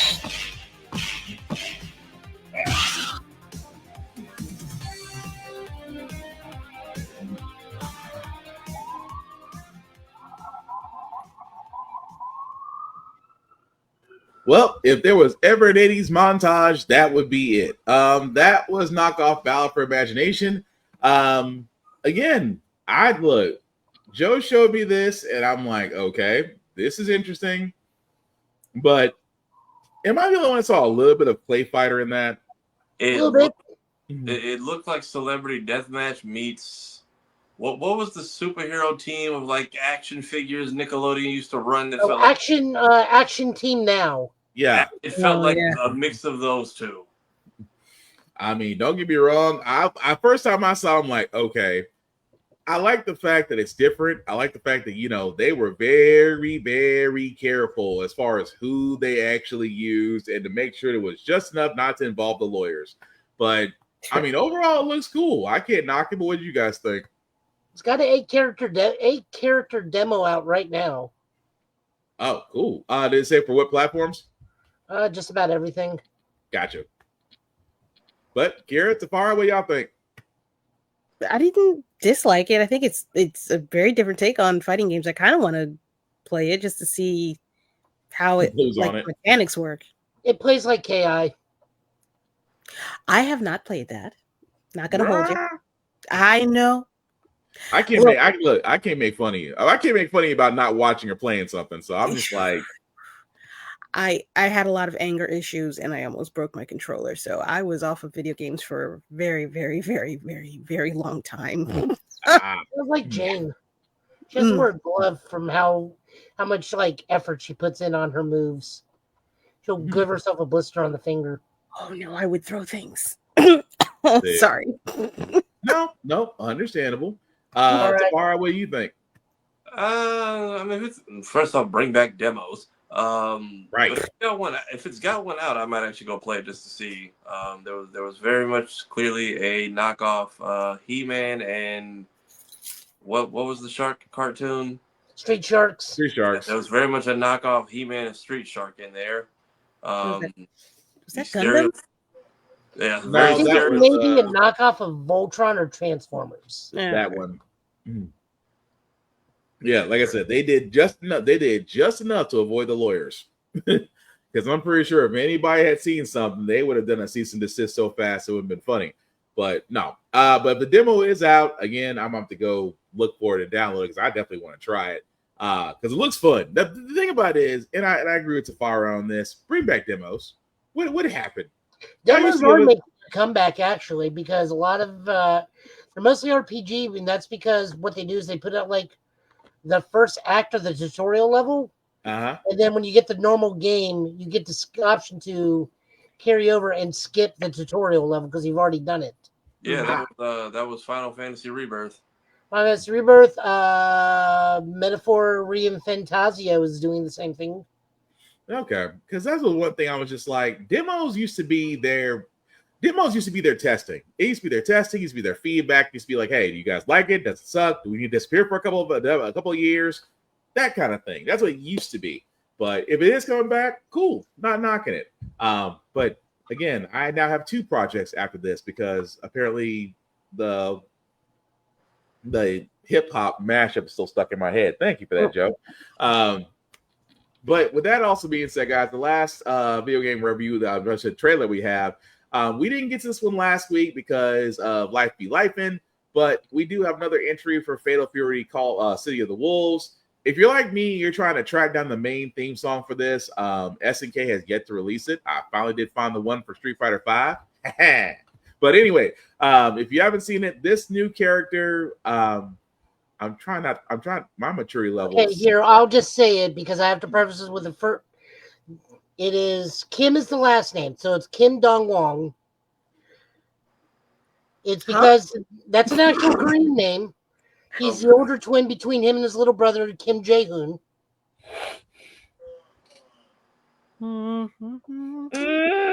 Roll it. I don't know why you guys are like this. I mean, it's an actual Korean thing. I know. I failed the maturity test. Thank you, Joe. Here's the trailer. Kim Dong-won, right there. Okay. Not Don Wong. Come on now.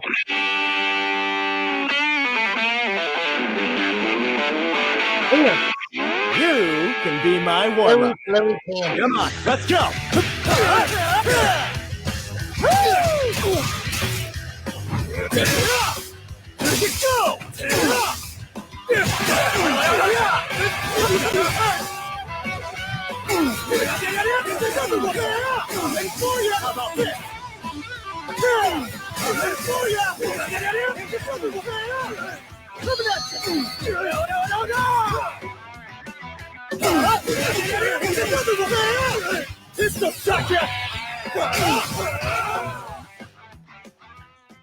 Blink and you'll miss it!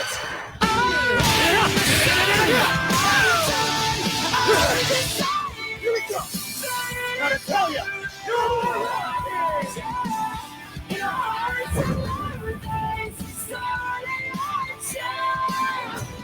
Fatal Fury! City of the Wolves!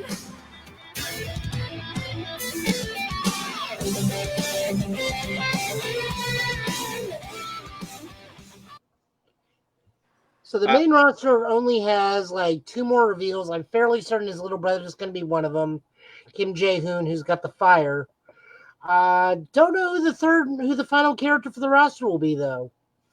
In all honesty, it could either be Joe or Andy, or it could be a return of like Gato, who's seen a lot of times in KF. You've got to let this go, man. It's just a name. I failed the maturity test, but keep going, Joe. You're doing great. Anyways, yeah. So we get that. We of course know that Hobo Ken and Mom Lee will be coming over from Street Fighter 6. So Chun-Li and Ken will be guest appearing, and I think the first time Street Fighter characters have appeared in Fatal Fury, officially outside of crossover games. So we know those will be. And that one soccer player, Ronaldo's got something to do with the game now, too. He may be a DLC character, which is honestly not unheard of because SNK has made sports teams in their fighting games. We've actually had 2 years where their sports franchises gets the main character and puts it together in the thing, which is where the boxer, football player, and basketball player from the KOF 96 and 97 sports teams come from. Nice. So there's that. So having a soccer player is not unheard of. It's just one of those things. I'm looking forward to it. I don't know who I want to play. Everybody just seems good right now. You haven't figured out your main yet? Oh God, no. Actually, my main was Kim Dong-won in Garo, because he had really, really strong setups and a lot of ground bounce and OTGs. So he's really good. If he carries over to this, I'm in. If not, I can just use his little brother. Gotcha. Okay. Well, Kira, have you ever played Fatal Fury? And if so, does that entice you? And the same question to Farah to you too? I've never played it. Wait, no. It's the one where the nice man in the head asks if you're okay before hitting you. I'm trying to remember if I played it in an arcade or not, and I feel like I played it in an arcade, not on a console. Yeah. Okay. Probably, Are you okay? And then Buster Wolf. I think I played a crossover game or two every now and then with some of these fighters. Depending on how that foot action works for him, if I can see him being the first person catching a patch. Yeah. You have Capcom vs. SNK too. You can literally play his dad right now. Oh, right. His dad is Kim Kafwan. Okay. So yeah, I have seen some of these characters before. Oh, it's been a while. I mean, my Fatal Fury is definitely rusty. But again, I'm looking forward to that anyway, because I do love fighting games. I do need to get back up on them. Not as well versus Joe is on Joe Italian Last Name on his Twitch channel, because you be making some folks cry in Rage Quit, by the way. Every time I play an Akuma, it's just the SpongeBob meme of how many times do I have to teach you this lesson, old man? The fact you made somebody rage quit, and then I think, well, no, it was somebody else. It wasn't the same guy. I was like, dang, he come back just to play you again? That's gotta be hateful.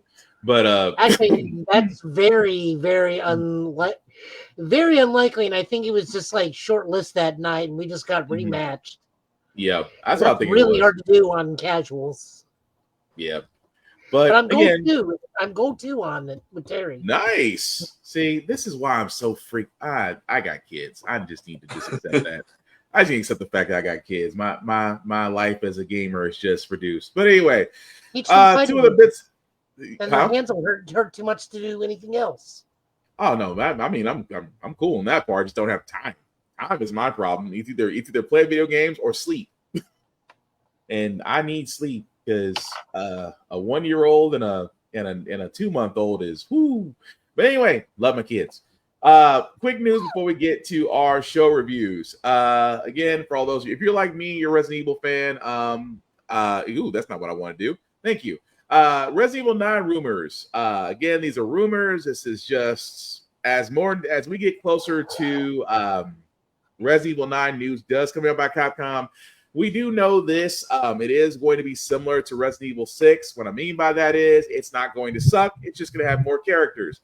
It is going to have Jill Valentine. It's going to have Leon S. Kennedy, Barry Burton, Chris Redfield as the main four. It's going to have the same idea of village, except it's going to be surrounding an island. This island will have a hospital. It will have a mansion, and a graveyard is some of the places to where the story takes place.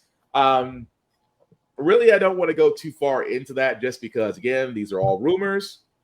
None of this is confirmed, but from what has been said so far, if you love the movie Resident Evil Damnation, you're actually going to like this game. Now, Damnation, I don't think is no longer on Netflix. I could be wrong about that, but if you have not seen it, definitely check it out.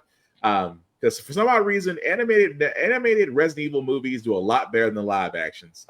Death Island, Damnation, and I think there's one more that I'm missing. There's like 3 more. They have almost as many as live action at this point. I think they're up to 6, aren't they? 6 or 7? 5 or 6. I thought about that. But yeah, if you haven't seen them, definitely check them out.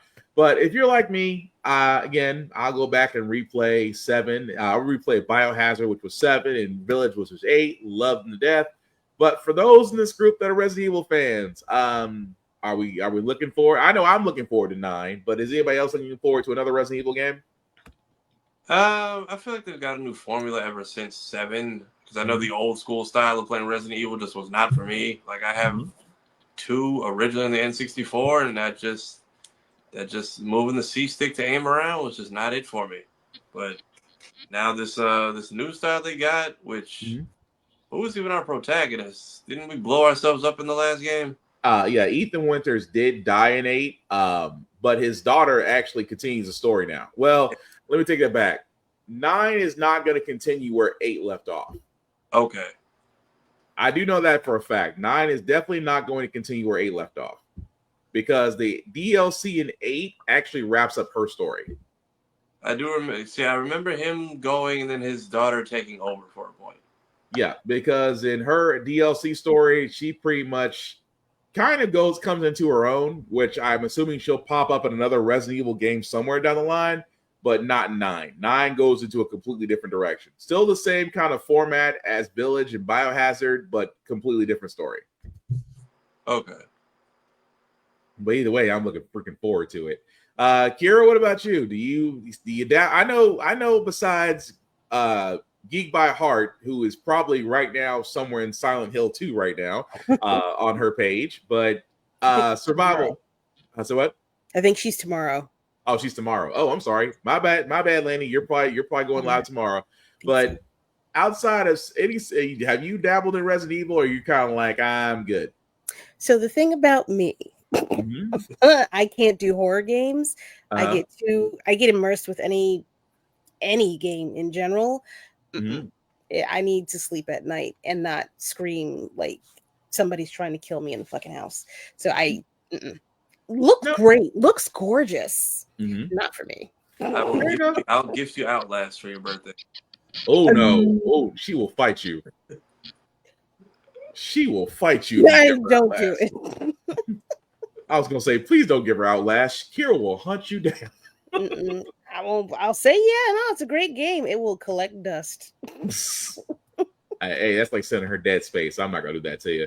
But also, again, with the Nintendo, moving to that one, because again, Nintendo Switch, I should say Nintendo, the the company that loves to steal joy from ROMs, did sit there and say that as we're awaiting news of the Nintendo Switch, that Nintendo Switch Online will be available to the successor Nintendo Switch as well, including its compatibility with the original Nintendo Switch, with the original Nintendo Switch. Now, what does this basically mean? Because the problem with the Nintendo Switch is that it's always been backwards compatibility. If you guys remember, the original Wii, the Wii U, and their libraries were not always accessible on Switch for reasons beyond our comprehension, considering the fact it's all the same equipment. But not again, the same distribution program, though. Say one more time, Joe. I'm sorry. Not the same distribution program. Also, back to the Resident Evil thing. If we do hear anything about Resident Evil 9, it will more likely be at the Game Awards next year. Actually, next month. I keep forgetting it's November. Have we gotten to that time already? For the yeah, Game it's next Awards? month.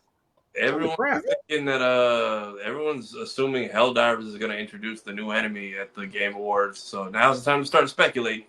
Oh yeah, the not quite Protoss. Yeah. Holy crap! I forgot about the Game Awards in December. Damn, you are 100% right. Damn, I did forget. So on to this one. Remember the Nintendo store we have now is not the same Nintendo store we had back on that kind of shop because we didn't have my Nintendo accounts. True. That we have to like backup stuff. So like even my Japanese account picks up because it's a my Nintendo account. Yeah. It's a whole different point of sale distribution system, which is probably why they are more backwards compatible. But also, I'm thinking that the Switch 2 hardware itself, maybe like the DS, where it has the 2 terabyte flash storage card, where but they're all working. Yeah, but it's all working off nano SDs though. It's still nano. Maybe a different style. Because that's the thing. But that's the thing that's always bothered me. It's just like outside of the Wii and Wii U, because they use the UMD disc. They're not okay. That I get. That's coding. That's a whole nother problem. But if you look at 3DS, if you look at the original Switch, it's like that's all nano. So technically, that's the same code that all 3 machines can run. But if you're able to put these things on the Switch channel and the Switch can run them, why is still backwards compatibility a problem is what I'm getting at. Well, Nintendo doesn't like to archive, and you know that. Nintendo doesn't like to do a lot of things. Yet but you're right. Competitors to this day.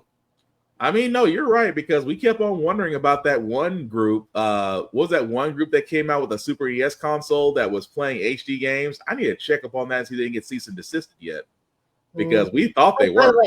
The Power World lawsuit came up to a whopping $65,000. They settled for $65K. Yes. But did they settle, or is that what the total charge? Total damages. Yeah, the total damages is $65K for patents they made after Power World came out. Ah. I hope they get countersued and lose. Or I was like, for $65K, either. You would think for $65K for the Nintendo, was it Pokemon Company, Nintendo Company, both sued Power World. I think it was a joint collaboration on that, and only getting $65K. That sounds like they didn't have much to go off of. It sounds like a settlement. Apparently, so they it's a whole lot of yen, but then when you translate the cost in American, they claim this has robbed them of $65K. When it's just like, no, you don't really have ground to stand on. Mm-hmm. Only stand to lose from this. And I Oh, hope here it is. You got Go it. for it. Go ahead. No, I don't have the. I ain't got anything. I'll go for it. This is from Engadget. A press release from the studio issued on Friday said Nintendo and Pokemon Company both won 5 million yen each plus late fees for a grand total of 10 million yen or $65,700 in damages apiece. So they settled for 65. So they settled for 130. Well, that's what they want. Apparently. I have a question. Are the Power World people like making a grip of money or not? I think they made a decent chunk of change, and they have a decent player base. Yeah, especially now they're getting added to another console soon. Right. Because I feel this feels like a number for how much the company is worth that made it. Well, as of about last week, they grossed over $442 million. Something's wrong. Nintendo's doing something funny. So it's just like, I mean, that comes from the law. I mean, that's directly from the lawsuit. They are Power World did state that they've made well over an estimated $442 million. That only had a development cost of $7 million. Well, it says here they were only found at fault for basically copying 3 patents. Mm-hmm. One of which is the tossing of a spherical capturing device. Yeah. Or a red and white spherical capturing device. So all they got to do is change it to a blue and orange square, and later on down the road, they're good. I mean, I'm not going, Kira. I mean, I don't know anything about patent law, but they made those patents or filed them after the game came out. Mm-hmm. What the fuck? Like, why would you? How does that work? Japan has a bizarre legal system where you are guilty and you have to prove yourself innocent rather than the other way around. So, but in the grand scheme of things, if you made well over 400 million and you only had to squeak out 130K, that's not bad.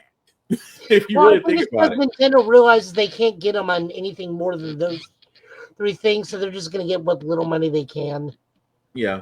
I mean, that's the way I look at it, because I'm just like, if Power World will still continue because folks still play it. So, I mean, but if Nintendo, all they're going to get out, Nintendo and the Pokemon Company are all going to get out of this is $65K a piece. Hey, man, cut your losses and move on. We finally found someone that beat the big red monster. It also feels like the amount they're going to get is less than the lawyers that they're employing. I mean, at that point, just lawyers. Yeah, I mean, that's just lawyers' fees at that point. You're right. What do you say, Tavara? Basically, like, your legal fees will probably cost more than that. I mean, you're going to take a loss. I mean, you're not going to come out breaking even on this, but no, with Nintendo though, I'm not, how can I put this ever so nicely? The Switch 2 does not give me cause to go out and upgrade my current Switch. And again, I have seen nothing that says otherwise that makes me want to sit there and get it. Most of my games that I love to play are still available to play on the Switch.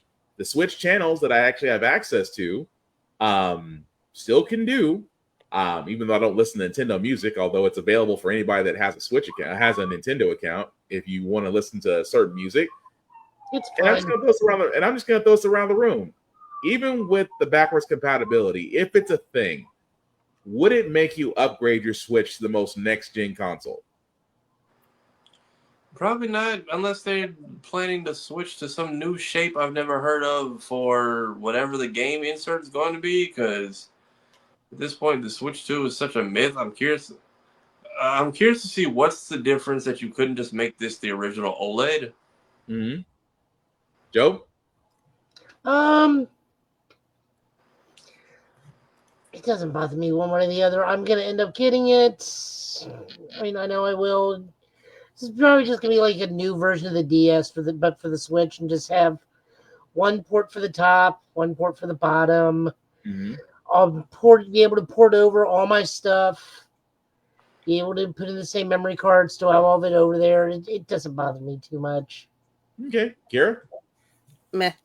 I still haven't been convinced to buy the first Switch, so I'm not spending money. I mean, I would, if I was going to spend my money, it would be the 2, but it's only because I didn't buy the first one.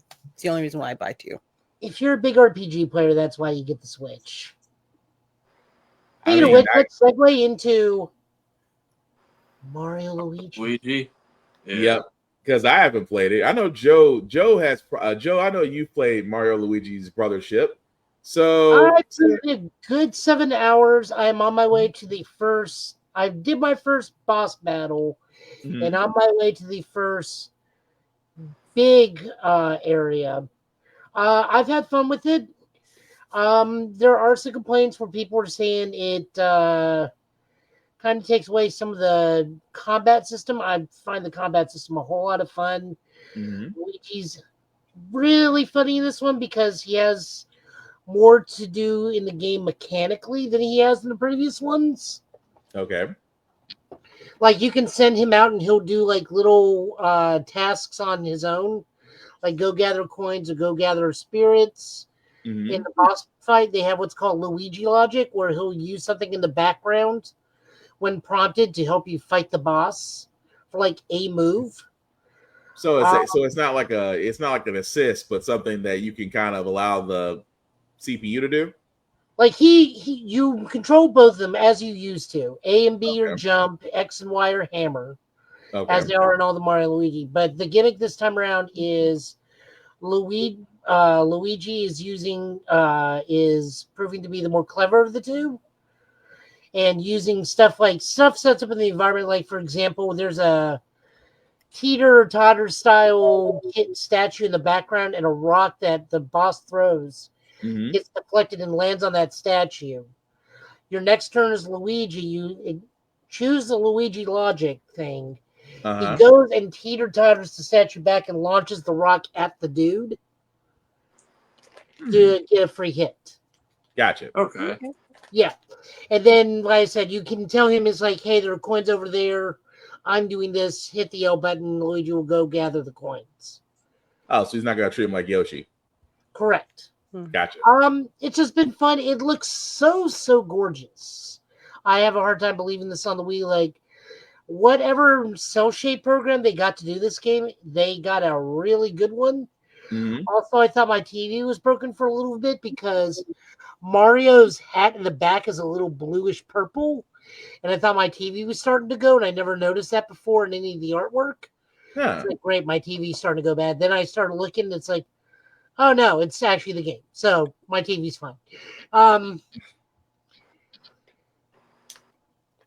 lot of fake Italian talking.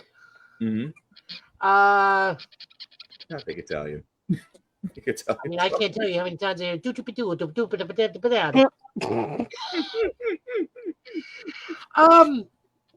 two like the game. I will say the thing is they really like to talk a lot, and these two don't talk a lot. But the game loves to have a lot of dialogue. You have your little guide, Oinklet, which is a cross between a pig and an electrical socket, because we're in like a realm where everyone's like electrical based. So like all these beings are what's called sockets. Like everyone looks like a wall socket. Nice. Whole big thing. Even though he's not a pig. He goes out of your way to let you know he is not a pig. Called Oinklets and saying oink in his things. Damn. But no, I've had a really fun time. It's 7 hours in. I'm on to the first big main island. I've already got 3 small islands, doing side quests, got the hammers. It's been very enjoyable. Cool. Before we move on to our video game reviews, I know Tafari, you were playing Sonic Shadow Generation, sir. How you liking it? I think I see where the minus points came in, because for the Sonic part, what the fuck was that final boss fight? Y'all had like 10 years to fix it, and there's certain part, like I just got my controller back from getting drift, and I thought it was broken again. The shadow portions though are absolutely beautiful. Like there's certain things that they fixed and added in there that I'm just like, why didn't y'all put this in the? Because they cleaned up the Sonic Generations part a bit. Like y'all could have carried this over there, which. But Sonic Generations it was fun. Shadow I'm loving so far because it's opening up a new part of the story, touching a little bit on more of the Black Arms and Black Doom and his origins, as well as like instead of going like side scroller like they did for Sonic's part, it's actually more like an open world. Like it's very much. And maybe this is just the drought talking. It's almost like Scala from Kingdom Hearts 3, like that flat world where you find out everything originated from.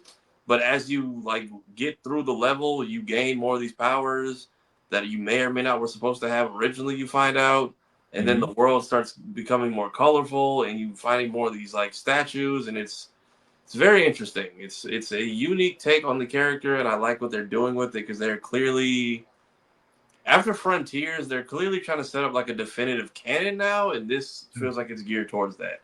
Also, I don't see how Mario and Luigi got a 5 by IGN, but that's here or there. It's IGN. Well, it's IGN.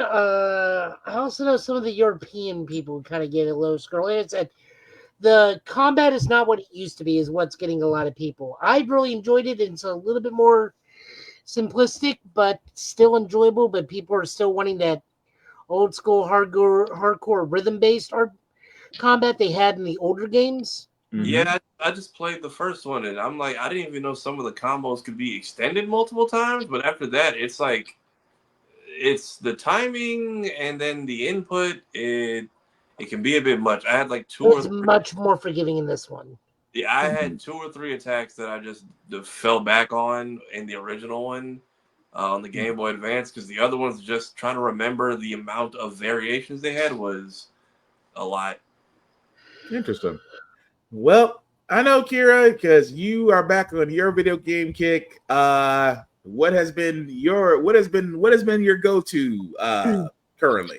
I am playing through the entire series of Assassin's Creed. I'm up to number 3, and I'm having a good not number 3. Brotherhood. So I'm enjoying it. It's a good time. The graphics between Assassin's Creed 2 to Brotherhood are like a world difference, and that was what, 20-something years ago, almost 20 years ago. Yep. So it's only going to get better from here. I'm excited. I just love your I just love your commentary when you play. Your commentary when you play is always funny. I do. Yeah. It's like, I can feel you now. Okay. and also with Tafari, because this man is literally on a treadmill walking while he's playing. And now here's how I know he's a trendsetter before we get to Dragon Ball Daima. Whenever Tafari does something, I have noticed that 10 other people immediately start doing it. This man was and I will speak for him because he says it, but he needs to have a defender. This man was playing Spider-Man, the original Spider-Man on PlayStation, while on a treadmill during let's call him the Carnage-esque. Yeah, the Doc Ock Carnage chase fight. Yeah. And he's doing it on a treadmill. He's doing it while on a treadmill. For everybody who doesn't remember, that part used to annoy the crap out of me because the camera angle did not help you. So imagine doing that while you're walking and you're trying to converse at the same time. That is effing difficult by all standards. But he posts that one day. What happens in 48 hours?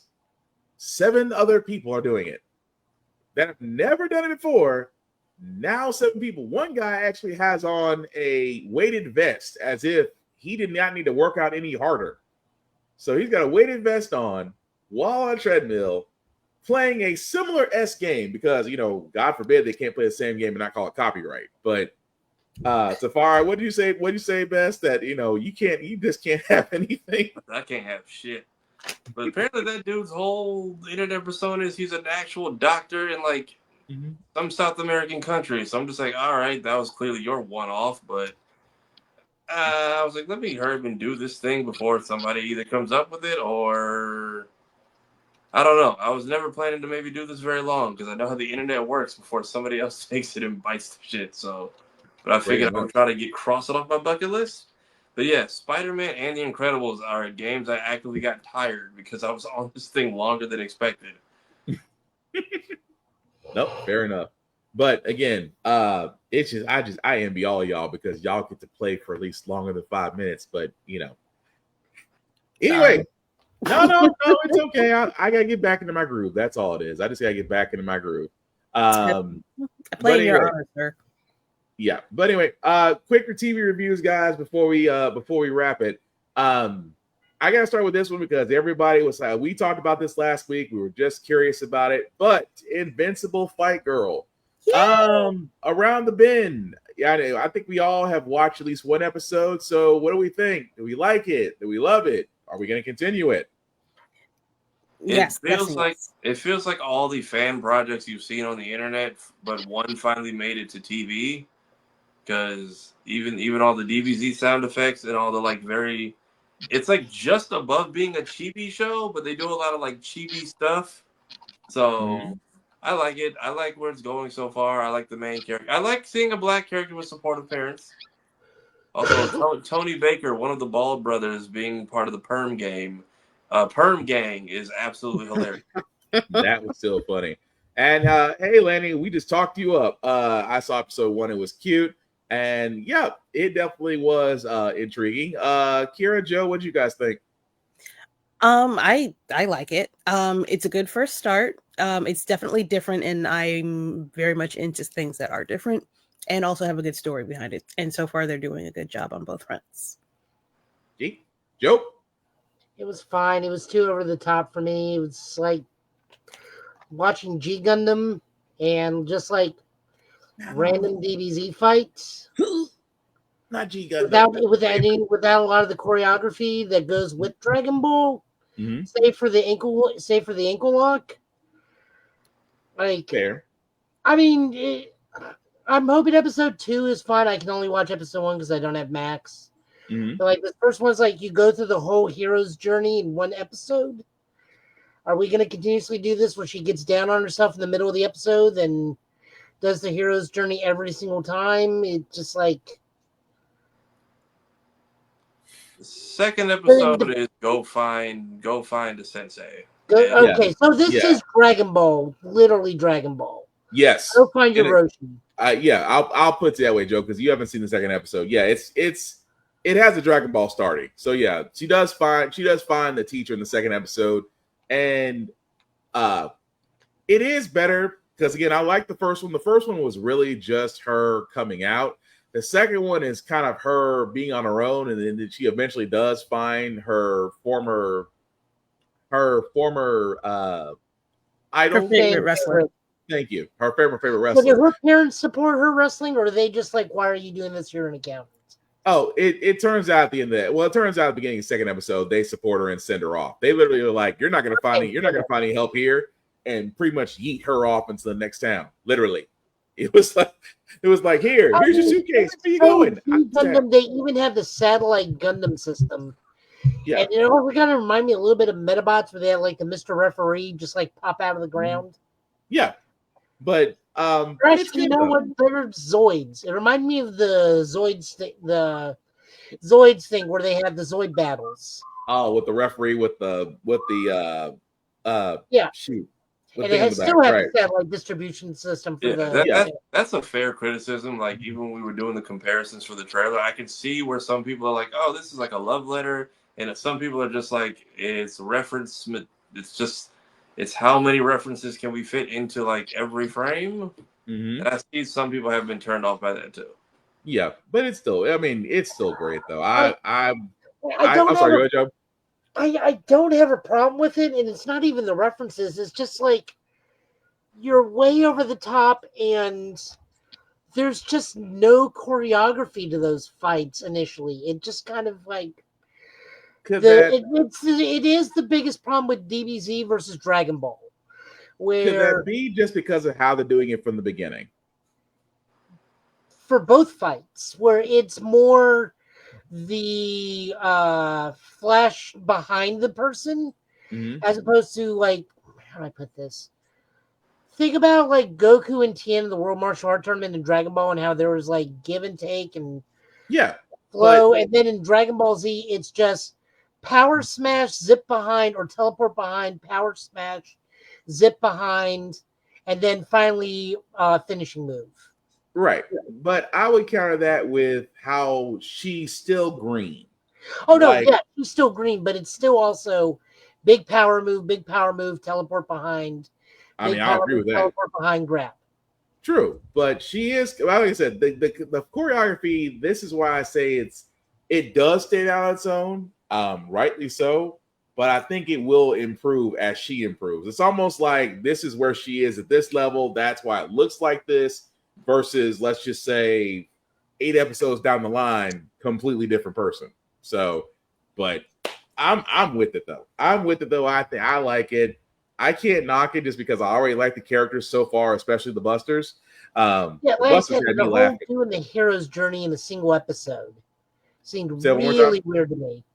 doing the whole hero's journey in the single episode, the build up, the big dream, the letdown, and then the comeback, all in the first episode.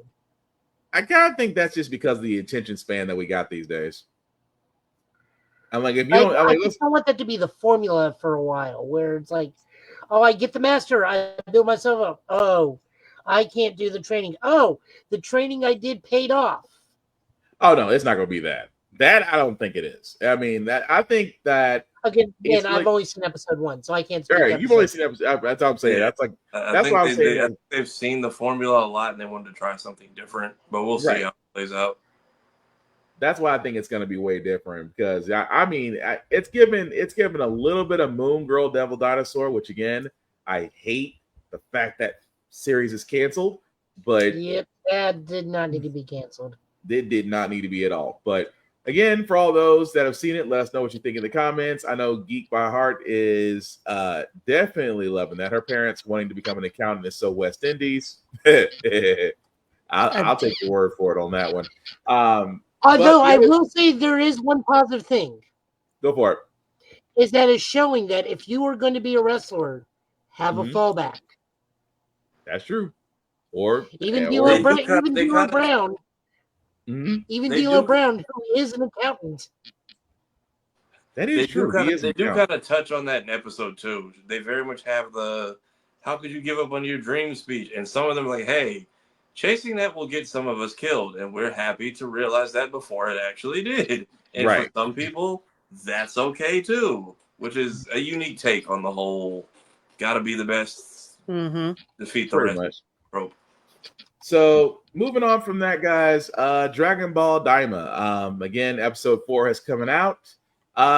What do we think? Because I'm still waiting for.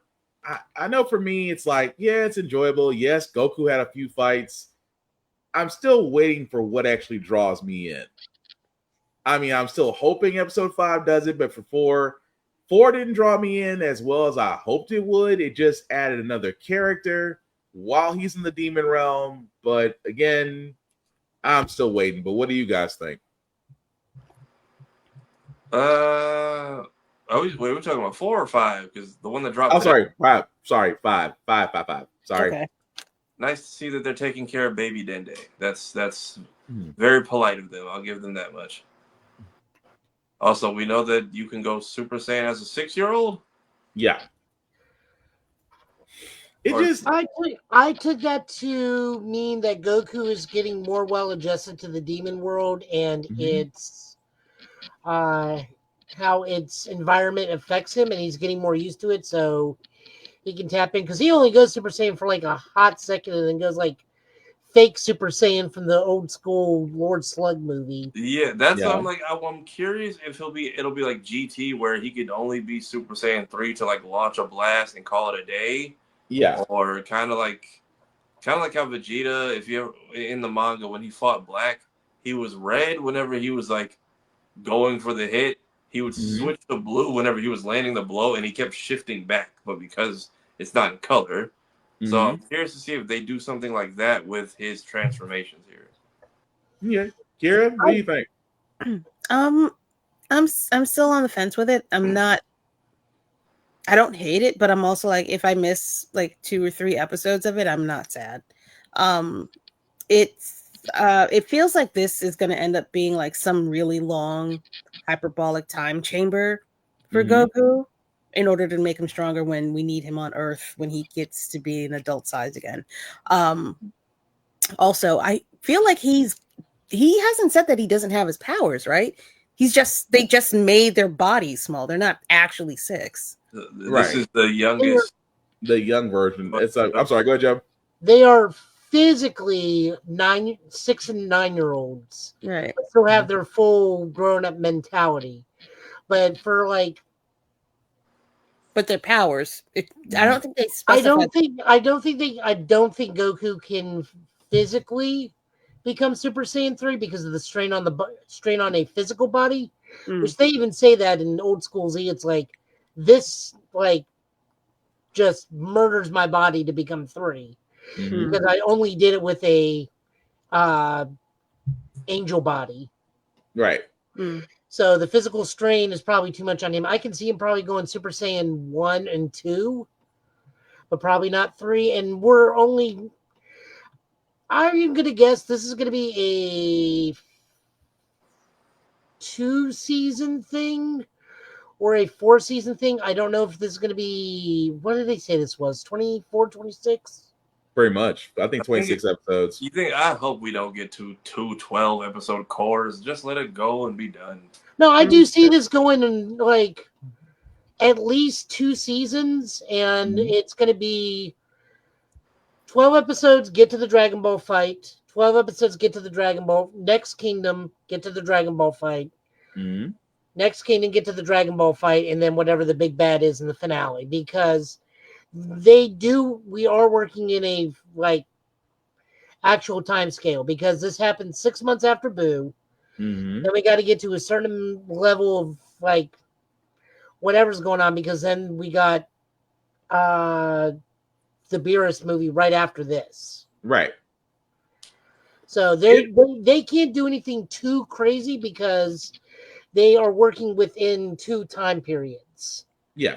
I'm waiting for them to work the main cast back into here somehow. That's my biggest thing. Yeah, that's my biggest thing. Is I love that new dude who's just like ballerina in the back, Tibbs or whatever. It's like I need you to go get this dude. It's like, do I really need to? It's like, yeah. It's like, fine. And then we had the Demon Realm, Chi-Chi, and Ox King, basically. Yeah. See, that's I did love that, where it's like, I'll let you marry my daughter. It's like, I'm already married with children. Yeah, it's just that like I said before, I know it's building to something. It's just like I'm telling you, Orio's the illegitimate son of Dabra. Because they already know he's lying about something. Yeah, but it's just like whatever it needs to pick up. And I mean, like, hopefully with the next episodes or not. This is Dragon Ball. Just keep that in mind. Yeah, but Dragon Ball. But also as comparison though. But also as comparison, Dragon Ball episode 5 had me hooked. Same with Z and Super. So it's just like I get that Toriyama's final act. I get that he wants to tell a story, and maybe it might take a while for me to get there. That's what I'm just saying. I'm still holding out hope it's going to be something. I just hope by like, come on now, we're on 5, and I'm still hoping for. Say what? I know why Dragon Ball episode 5 grabbed you. That was the first big fight between Goku and Yamcha. Well, actually, getting Yamcha's ass getting kicked was still funny as hell to me. No, he won that fight. Did he? I thought it was more of a. He legitimately won that. The first fight Goku has with Yamcha wins. Oh, right, because he didn't understand Wolfang Fist until like half a second later. Yeah, that's what it was. Yeah. I had to think about that for a second. Yeah, because he didn't understand Wolfang Fist until halfway through the episode. So no, you're right. But no, it's just like I said, just want to give it time. And if I had to give it time, cool. But it's just like, give me something after 5 episodes, something that makes you want to sit there and go, okay. This is Dragon Ball meets Dragon Quest. Okay, fair enough. I'll give you that comparison. I mean, we got our adventurer, our ranger, our medic, which is Shin. Yeah. He can heal people, and now we got our mechanic.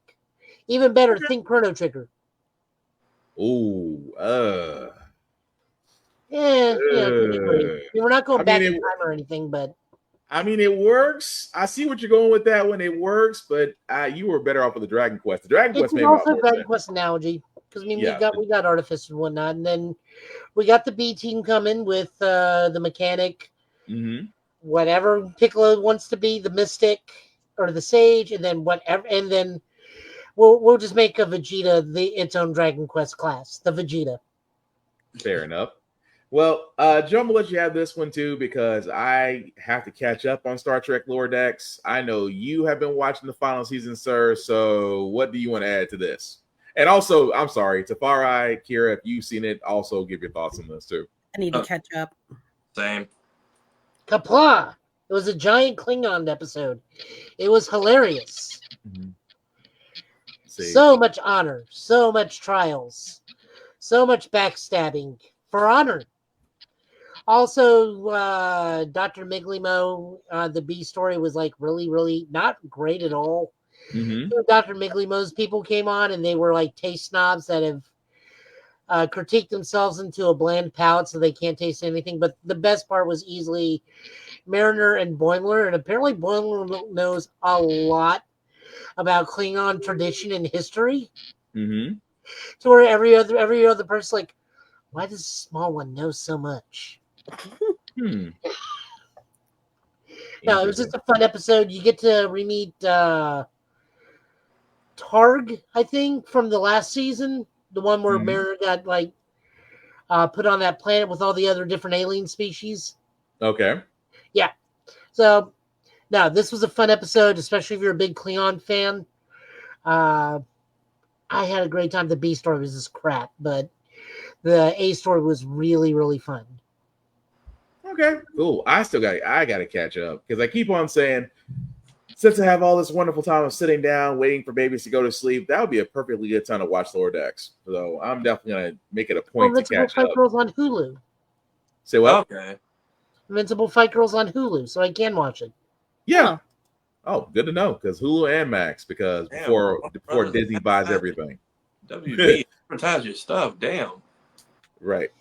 Yeah, I was gonna try and pirate the second episode. Then it's just like, watch it now on Hulu. It's like I can do that. Well, because even the commercials say Adult Swim and next day on Max. If it's right, on Hulu, they just don't bring it up. Maybe because it's Disney owned. I don't know. I'm gonna leave it be. But check right now. But yeah. But with that being said, guys, we're definitely gonna go ahead and wrap this up. So, but as we do this, because I'm gonna basically do the same thing to her that Chris does to her on our other show. Hate it. Go ahead, Kira. Hi. You can find me at all of the social sites over here. I am going to be streaming. I'm newish to streaming, but not gaming. I stream on Fridays at 7 p.m. Eastern Standard Time, and I have my show with Navy Montel, Reverend Navy to some of you, on Sundays at 7 p.m. Eastern Standard Time. We talk about indie comics, Black-centered comics as well, and sometimes we voice act them out online, and we have guests from some of those comics as well. It's a good time. You should stop by. Okay, bye. Oh, the acting out of the comic lines is always my favorite. Yeah, it's fun because Kira has accents. Oof, God, some of them are actually not terrible. Some are actually pretty freaking good. Don't believe me? Ask Bama. Anyway, I was gonna hit Joe, but the man, the myth, the legend, Tafari, sir, let the people know where you can find you. So you can find me on all platforms underneath this name. I try to just post regularly. October was pretty much me burning through just a back catalog of ideas I've been sitting on for years now. So we're in a new month. New chapter of the Convention Survival Guide is officially out. Halloween video, which is what if they had the Purge in the world of The Office. And then I'm gonna try to move to streaming, multi-streaming on more, because what is it? Stream Labs gives you 2 free, and then you gotta pay. And I missed the damn $6 deal. So YouTube, Twitch, TikTok, YouTube. I'm usually streaming. I do my walk and talk streams, which is running through my retro catalog while I am on a walking pad and shooting the shit with y'all. It's a fun time. And if y'all see me raging, I start getting tired. It's a triple tap challenge of interesting things. Wait, Joe, want to let people know what they can find you, sir? You can usually find me over at Total Justice Gaming right now, streaming almost 3 to 4 hour streams of Mech Warrior clans. We're going to be wrapping that up. I don't know what giant robot game I'll go to next, but it's been fun. I've been blowing things up with various multicolored lasers of destruction and numerous missiles raining down on things. So much fun. Even though I know what happens to Clan Smoke Jaguar, it's not great. Other than that, you can see me and Tafari over on Show a Guy Joe, my other YouTube channel where we look at tokusatsu stuff. We watch Ultraman Weekly. We MST3K it. We got a humdinger of an episode this week. because it's kind of drawing on samurai period pieces to go with it. We finally got the name of our big bad. We start setting up for that final arc. And if I can get time to play Street Fighter, it's over on Twitch. Joe Italian last name. I have way too many handles. If I'm not, you can't find me anywhere. It's because I'm playing on my Switch because I don't stream on this thing because I don't have money for an Elgato to capture anything in these streaming devices. And I'm playing Mario and Luigi. Other than that, work and sleep. Work and sleep all the time. There will be news of a free fighting game tournament I am helping run in some point in this month in conjunction with the FRIST promoting the Japanese art exhibit going on right now called Myth to Manga. We're holding, I think, a Smash and Street Fighter tournament.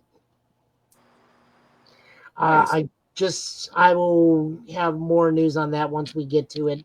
Just a lot of the API crew is doing a lot of stuff right now to help out with the current situation. And then once we get everything solidified, we'll have more news on that. All right, sweet. And we will definitely post that here once he has that.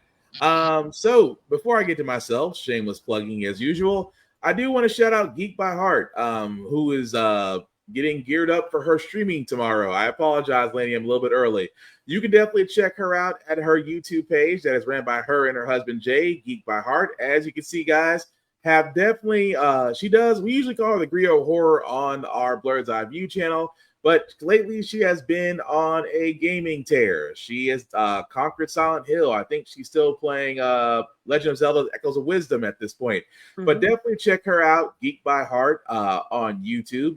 And also like, share, and subscribe. We certainly appreciate that.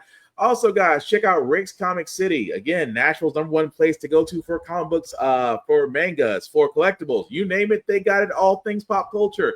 Definitely check them out at the locations, Nashville and Clarksville, Tennessee, or their website at rickscomiccity.com. Why do we support them? Because you see us on their television. So definitely let them know the guys at Get Bit sent you. It doesn't get you discounts, but hey, they show us love, but we show them love. So definitely check them out there. Also, I cannot say enough about BlurStation.com. We have been saying this, myself, Kira, Tafari, Fury, Geek by Heart. I can keep going down the list of all our podcast brethren that have talked about this, because we've always wanted a place for our content, for our viewership, and especially our dollars to go back to us. Mm-hmm. Tubi is great, but Tubi is also owned by the same guy that owns Fox. Tubi is well worth over $100 million and climbing at this point. Why? Because of our viewership. That money should basically go to us. And BlurStation is one of the many vehicles that can do that. So, with that being said, definitely go to BlurStation.com. If you like what you see, hit the Join Now button. And from Join Now, select the Blurred's Eye View Affinity membership. And from there, anybody there under the Affinity Influence Partner, whether it's Chris Fury, Roomful of Blurs, we'll be watching Black Spartan, Safari TV, Navy Montel, or Geek by Heart. We would love it. As it supports the movement. It is, again, $10.99 a month to watch BlurStation. $10.99 a month. You can't beat that with a stick, because I've seen what y'all people pay for Starbucks. Anyway, after 36 months of paying $10.99 a month, you will have the option to own a piece of BlurStation. And I'm sorry, that is the easiest way to own a piece of any media conglomerate, because, again, you can go through E-Trade, you can go through Merrill Lynch, you can go through Prudential if they still do it. It is a lot to get stock in anything media, and at the same time, 36 months of paying $10.99 a month is a hell of a lot easier. So definitely check out BlurStation.com. You will not be disappointed at all, especially when they have to come down the pipe that we can't talk about right now. Also, APR TV, guys. Why do we support APR TV? It's, again, another vehicle that has shows like this one. And, of course, my other show, How the Frack We Got Here, it's also an APR TV. Check out alwayspressrecord.com or APR TV on all apps through the Roku app, because you can see us on your television. You know you want to. Just saying. Now, as for myself, guys, you can find me, Black_Spartan615 on the interwebs. I usually cover a lot of other things.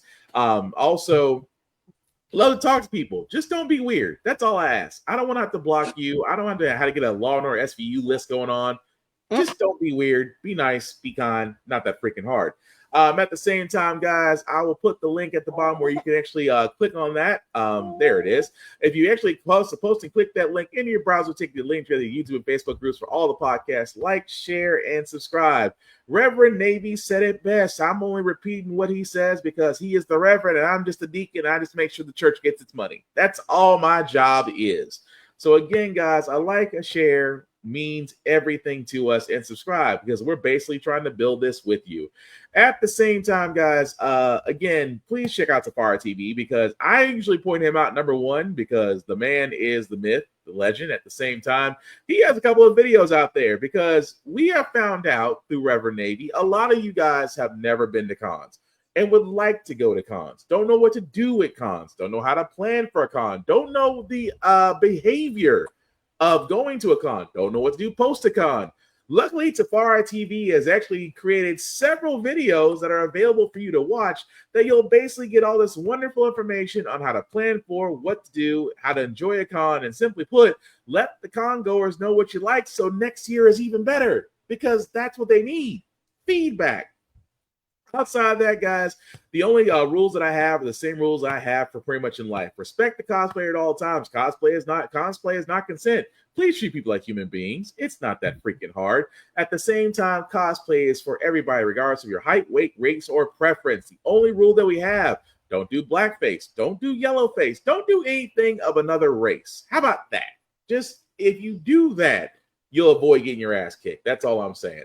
And of course, number two, hygiene is important. Guys, we are entering flu season. I don't think you guys have noticed. We are entering flu season, which means a lot of runny noses, a lot of coughing. COVID is still out there hanging around like that creepy uncle that no one ever wants to talk about, but yet have to avoid all the time. Again, these things are still popping up. Please wash your ass. Please wear clean clothes. Please hygiene above all else, because again, we all want to have fun, but at the same time, we all want to not be sick when we leave a con. Nobody wants con crud. And the same rule, and the third rule I have for myself as I have for everybody else, guys, in a world that is cruel, that is unkind, be nice, be kind. Please share your fandoms and don't be a dick. It's not that freaking hard. And as Laney said, wash your ass. So, with that being said, guys, we are definitely going to wrap it up. We will hopefully be back here, guys, next Friday. And also, let me explain, also before I wrap this up, let me explain why we're on here Saturday. Because the guys have graciously, and I say graciously, my podcast partners have decided to come on here Saturday night. Why? Because Friday, your boy had to get his hair did. Why Friday? Because as of earlier today, I am now a part of Phi Beta Sigma Fraternity Incorporated. The celebration was actually today. So again, thank you. Again, my podcast partners for sticking with me for the adjustments.